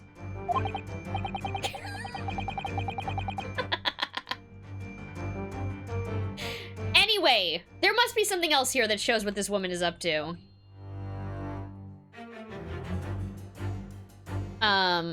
Okay, there's some wine. Is she's underage. Can she not be drinking? Oh, the tiara's back there, isn't it? Yeah, it is. Okay. Well, what the fuck is in the traveling case? You stole the fucking tiara, right? Wow, look at this dazzling tiara. I've never seen anything like it. Are those real diamonds, do you think? Oh! Johnson-san, try it on! What? Me? Isn't it unusual? Isn't it usually girls who wear tiaras? Wouldn't you like to try it on?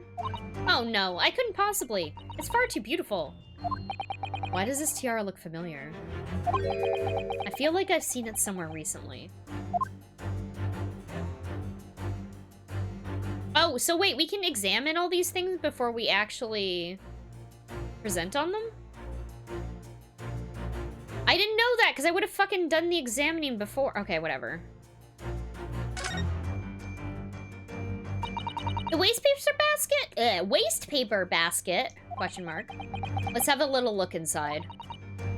Johnson-san! It's poor etiquette to go sifting through someone's rubbish, you know. Those eyes. She's looking at me like I'm a piece of rubbish now. However, these are special circumstances, I think. Exactly, we have no choice. There's hardly anything in here at all. Oh, well, that's a little disappointing.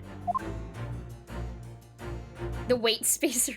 Is that what I said? I'm just like... Listen, we've been talking like nonstop for like 4 hours now, maybe a little bit less. It's a lot. I noticed that at the ends of these streams, I start to like just blah blah blah blah blah. All of my words just merge together. Okay, I guess it's the traveling case. It's a very small case, isn't it? Oh, no, wait, I had to present, not check it. Okay, there's 2 separate buttons, that's why. That's why I'm fucking up. Anyway, you can see instantly that no person could possibly fit inside there. So, does that tell us that Miss Pavlova's telling glances in this direction was focused on something else? If that's true, though, it doesn't make sense. What do you mean? Well, if there's nothing incriminating inside this case, why did she refuse to let us look inside? Yeah, I wonder why. Perhaps she has a perfectly harmless reason, though. I cannot rotate all around. I have basically this view. Because there's a photograph I wanted to look at on the other side. It's from here to here. Anyway, it's the tiara. I'm pretty sure it's the tiara. I'm gonna present it.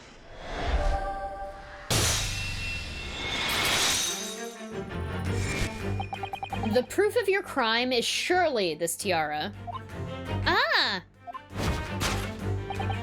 I believe this tiara is worn on stage by dancers in the Novovich Ballet, is it not?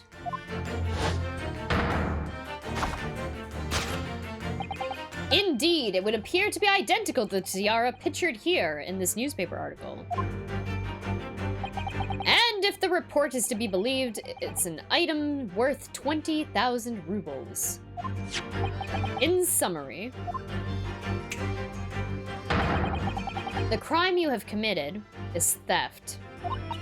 Oh no! Yes, you left your ballet troupe unlawfully taking their precious tiara with you. Ah!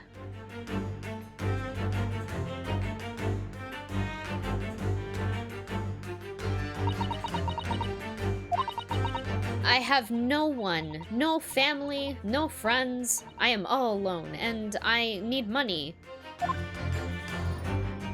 But I did not steal the tiara. It was a present from, how do you say, an earl or of Prussia? It belongs to me! This girl's only 15 years old, and she's run away all by herself. She must have been extremely lonely.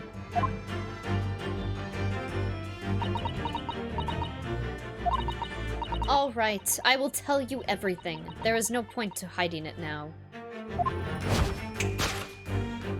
Come, come, let us not be hasty. What? There remains one unsolved mystery about you. Mystery? What do you mean? It's the chest, yeah. What's up with that?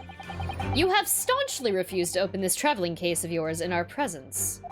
It is reasonable to conclude, therefore, that there exists some reason why you wish it to remain closed. It's because animals are not allowed. I'm waiting for it. Is that not so, Miss Pavlova? Prisha's about to not exist, unlucky Earl. Yeah, right? My dear girl, there's no sense in playing games with me. Nothing escapes my attention. Oh, yeah? Indeed, I have a very good idea of the contents of your case, even before I had ever laid eyes on them. Dear me. We are not well suited for a life of crime, are we? Your careless coup d'etat betrays you. Once again, we need only follow your furtive glance to find the answer.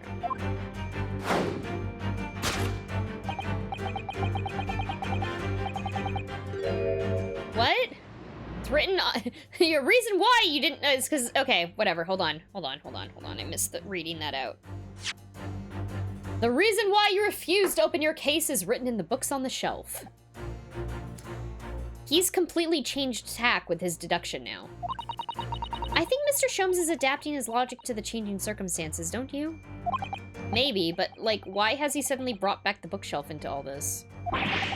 It's just a wild guess, surely. Oh, do you think so?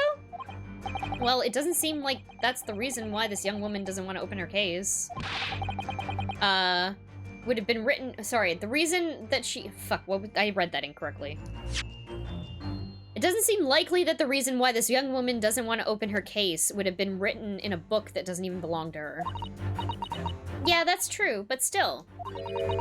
Miss Pavlova certainly did cast her eyes in that direction. I noticed it myself. Then there has to be another reason why she won't open her case. And it must be somewhere in the same area, if that's where her gaze was involuntarily drawn. I agree. That's the only answer. Whatever she has hidden inside that case should be revealed by following her gaze in the direction of the bookcase.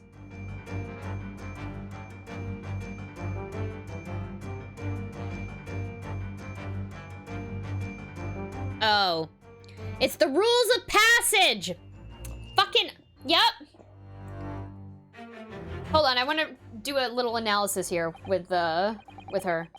It looks like these are all the same books that we have in our cabin. I suppose the steward likes to make sure passengers have plenty to read for the long voyage. And have you noticed how all the books have fallen over, just like in Kazuma-sama's cabin? Yeah, it looks like that T-pose statue is in fact in every room. And every single book is in every room, I guess, too.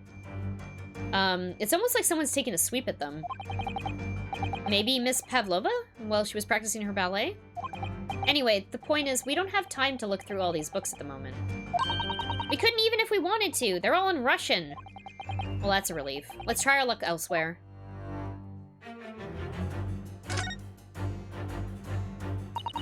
This is a charming little picture, isn't it? What is it? Someone climbing a steep mountainside? Or descending one, it seems to me.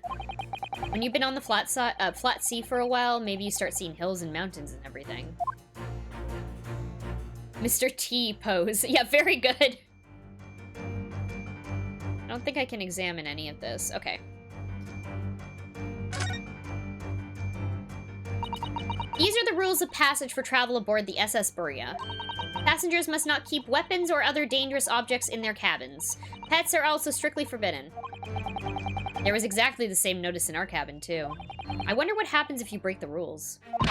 Oh dear, I'm sure the punishment would be severe, Hamburger-san. You'd probably be left to drift in the freezing cold ocean. Or shut inside a tiny wardrobe for days on end. So I've actually been serving time for weeks now, have I? Okay, it's this.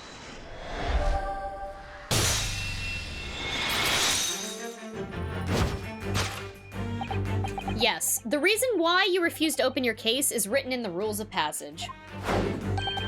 Passengers must not keep weapons or other dangerous objects in their cabin. Pets are also strictly forbidden.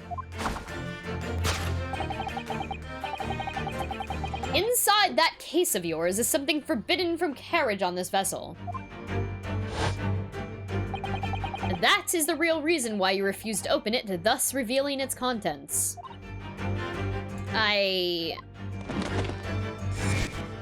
Come on! What is it? I want to see! As we've seen, the trunk wobbles from time to time, but no weapon or other dangerous item would move of its own accord. Which leaves but one possibility, Miss Pavlova. Inside your traveling case? Oh, damn.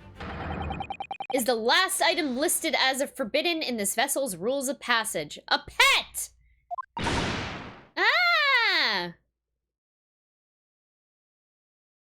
I know, I'm hoping also for either Shiba or Corgi. Although it might be a more Russian dog, I guess, maybe. Possession of a prohibited animal, okay. Deduction complete, elementary. Oh god, I hate Shomes so much. Well, at least he's entertaining. I don't know, whatever. I guess we'll see. We're not that far into the game. We literally just met him. So clearly, you aren't who you said you were. No, I am not Grimesby Roylott. My real name is Nikolina Pavlova. Everything you said was correct. Great success, life in prison. Yeah, right. Glad it's not Ted Tonade's ancestor. Same. You absconded during one of your ballet company's performances in order to escape your homeland. Later that same night, you stole aboard this vessel. Which couldn't have been easy. The Buria is this huge steamship with a vast crew. Could she really have snuck on board without being noticed? In order to obscure your true identity, you somewhat recklessly took the guise of an old gentleman. And you intended to sever all links with your past by severing your long hair.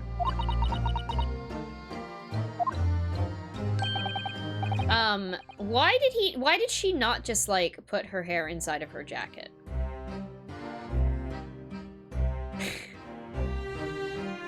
Story and plot, okay. Yet to a woman, hair is no trifling matter. Blech. My personal recommendation is to leave well alone. So, if it was just you about to cut off your own hair, who was it that let out the scream that we heard from outside the cabin?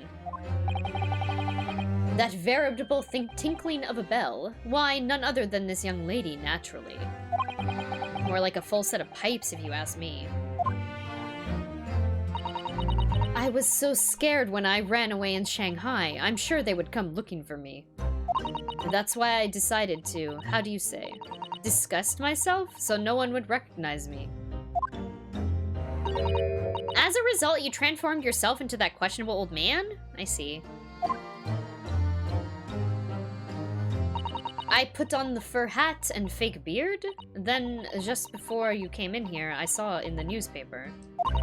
Right on the page, there was a picture of me. I was so frightened, I couldn't stop from screaming. I knew that if I didn't change my appearance completely, they would find me. I've never made a Pavlova. Yeah, same. I don't know if I've ever had one either. But also, I've only seen them also on the British Baking Show. Yeah. So I decided to cut all my hair as fastly as possible. I picked up the scissors in my hand, and at that precise moment, we walked in through the annoyingly unlocked cabin door.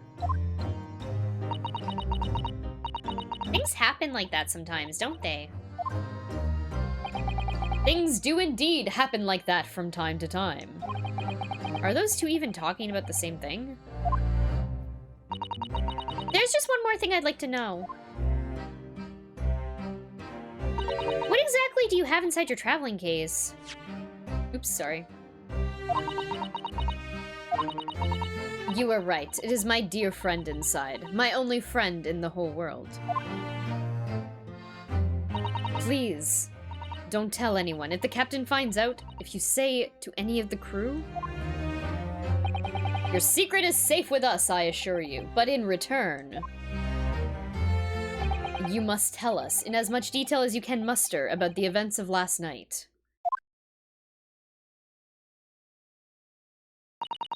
Yes, all right, I will tell you. Well, Mr. Hamburger Johnson? Mr. Johnson, wasn't it something Mr. Shome's great deduction? It was certainly something, yeah. I'm just not entirely sure what. But at least Miss Pavlova has agreed to tell us what she knows. That's incredible. Indeed, it is incredible! Ah, and one more thing. Oh, yeah? What? Observe your wrists. Oh, damn it. Ah, your hands are cuffed again! What? But how? True to my word, I have restored your shackles. When and why? There's still a shadow of guilt cast over you, Mr. Johnson. I'm sorry to say, it can't be helped at the moment. Can it really? Anyway, let's listen to what Miss Pavlova has to say. I can't go on not knowing. I have to find out what the speckled band that Kazuma-san wrote about in his diary really was. Sherlock hackles.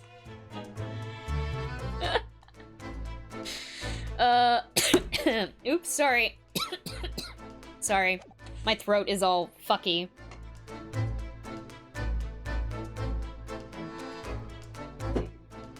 Okay, let's talk.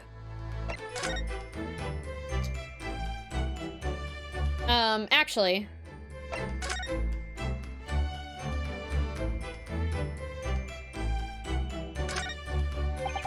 Let me see. Don't touch! Huh? Okay. I will tell you what I know about last night, but please, you must not touch my things. How do you say? Forbid it! Oh, okay, sorry.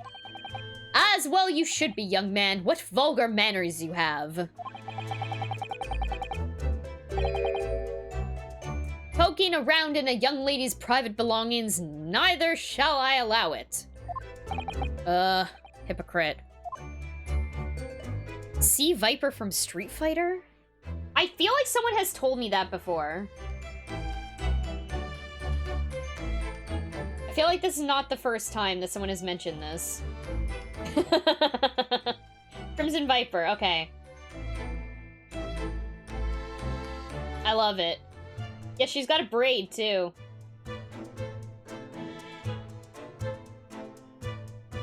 I think it was the glasses that sealed the look. Nice.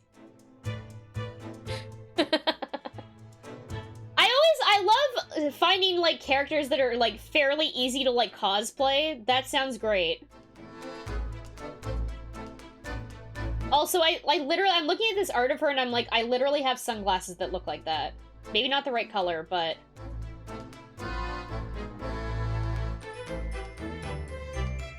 Have a necklace and she does too. It's like a perfect unintended cosplay. Yo, I love doing that though. I love doing like low effort cosplay. It rules. Even unintentionally, that's great. Okay, what happened last night? Did you know that someone was killed in the cabin next door to this one last night? One of the crewmen told me in the morning when I was eating breakfast. The man who died, he was a friend of mine. Oh. That's why we're trying to find out what happened. Did you notice anything unusual last night? Perhaps you heard a strange noise, for example? Perhaps people talking? Perhaps the ship was absorbed in a wild tempest? Perhaps its steam engine exploded? Perhaps everyone on board would have noticed if that had happened? Miss Pavlova, is there anything you can tell us? I don't know. I'm sorry, but all I could think about last night was what I had done and whether they would find me. I didn't notice anything that was happening around me. Oh, I see. Okay. Tell me about running away. You've run away from your ballet company, haven't you? The Novovich Ballet? Yes. I am traveling to Great Britain, and from there, I want to go to America.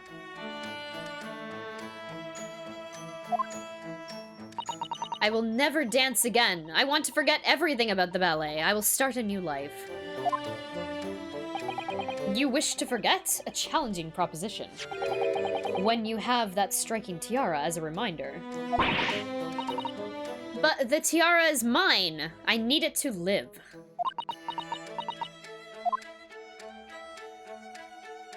I have no money of my own. The Novovich Ballet gives us only a little food and water, and we must dance all over the world.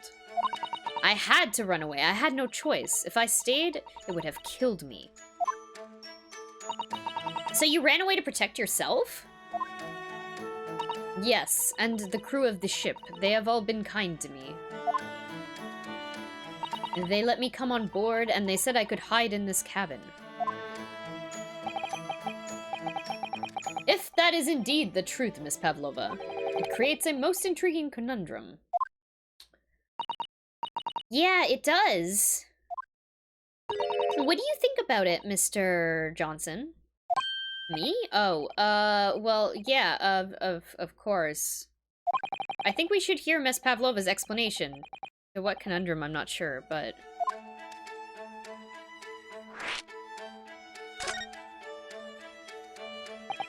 Miss Pavlova, allow me to pose you a riddle.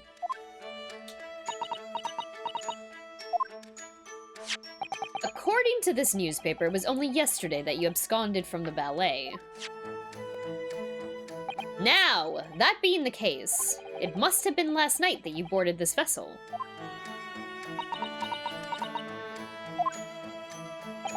However, the SS Buria stopped by no port last night. Oh, that's it, of course.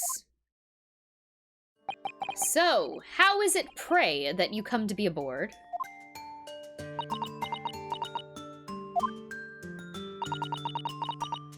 Now that I think about it, the crewman outside the cabin acted very strangely when we mentioned that. It was just after we asked him about whether or when the occupant of this cabin came aboard. Mr. Beef Stroganoff! That is not your business.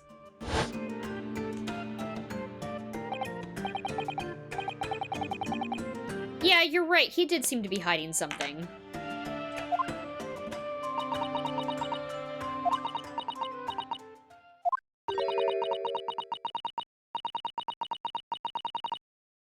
An angel descended from the heavens, bringing grace and beauty to the stage. Sorry, what was that? It is how the Russian newspapers described one of my performances. And that is how I came here too. I descended from the heavens because I am an angel.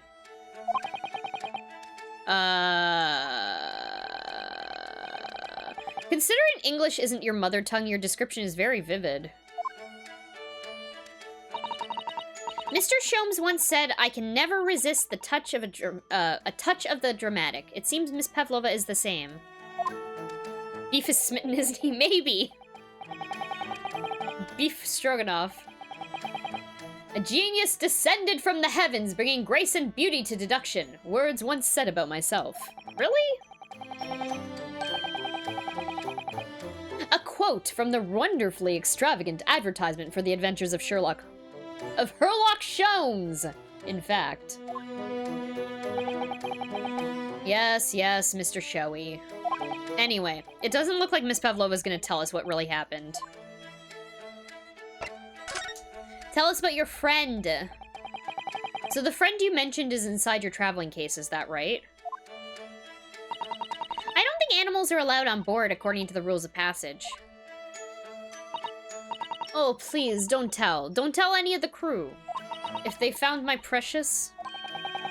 Then the burly Russians would bestir themselves in unison to throw you and your case overboard, no doubt. Oh! So reassuring, Mr. Sholmes. But what sort of pet is your friend? A little puppy? It is, isn't it? Maybe an adorable little rabbit? Oh no. Is it gonna be like a fucking bear? Ha! You credit Russia as a land with small rabbits, do you? Oh, they don't have small rabbits there then.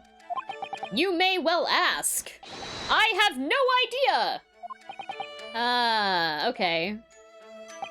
You two are miserable bunglers when it comes to understanding the nature of young ballerina's friends. Isn't it obvious? It must be a chicken. Really? Consider the benefits. A rousing wake-up call, daily fresh eggs, and when adversity strikes, it could satisfy the needs of sustenance. So you'd eat your friends. I'll remember that. Not chicken. Well, it would appear this friend's identity is a closely guarded secret not to be revealed.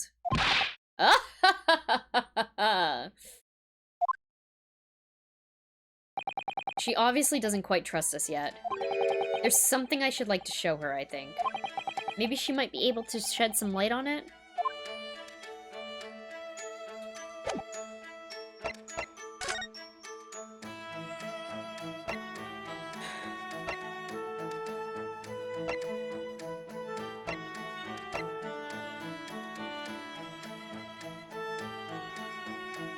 Is it a snake? Is it her fucking snake? Is it a snake?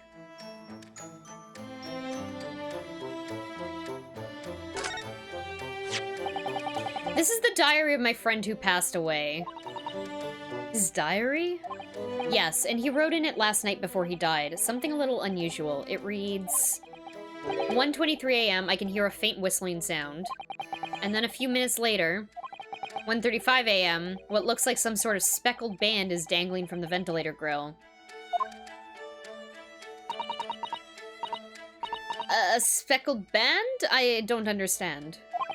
It's strange, isn't it? But the ventilator he mentioned joins this cabin, you see. It's up there on the wall.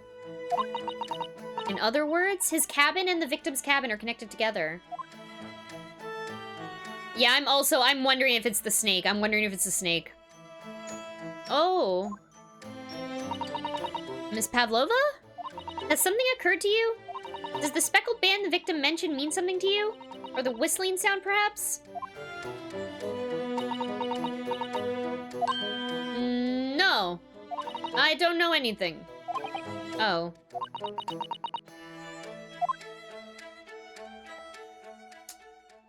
Oh boy. Knock knock. Excuse me, Mr. Roylott. Yes, what? Wow, she's fast. Captain would like to speak with you. You must come to Captain's quarters at once, please. All right, I will come now.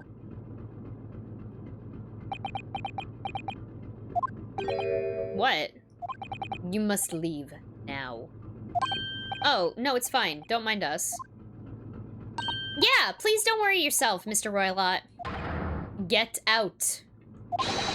The passenger said out. Or you want me to throw you out? It looks like we'll have to leave investigating this cabin until later.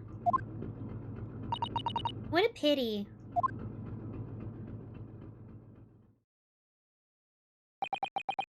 And so we lost our chance. Having still not managed to investigate Miss Pavlova's cabin, we were unceremoniously chased out. Show us your beefy moves, Biff. For pity snakes. Yeah, for pity snakes. God damn it. That is to say, we were quite literally picked up and thrown into the passageway outside. To be continued. Wow. Oh my god. That was absolutely perfect timing.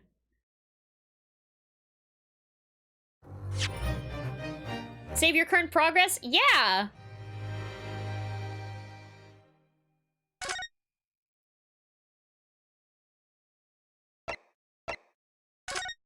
Overwrite.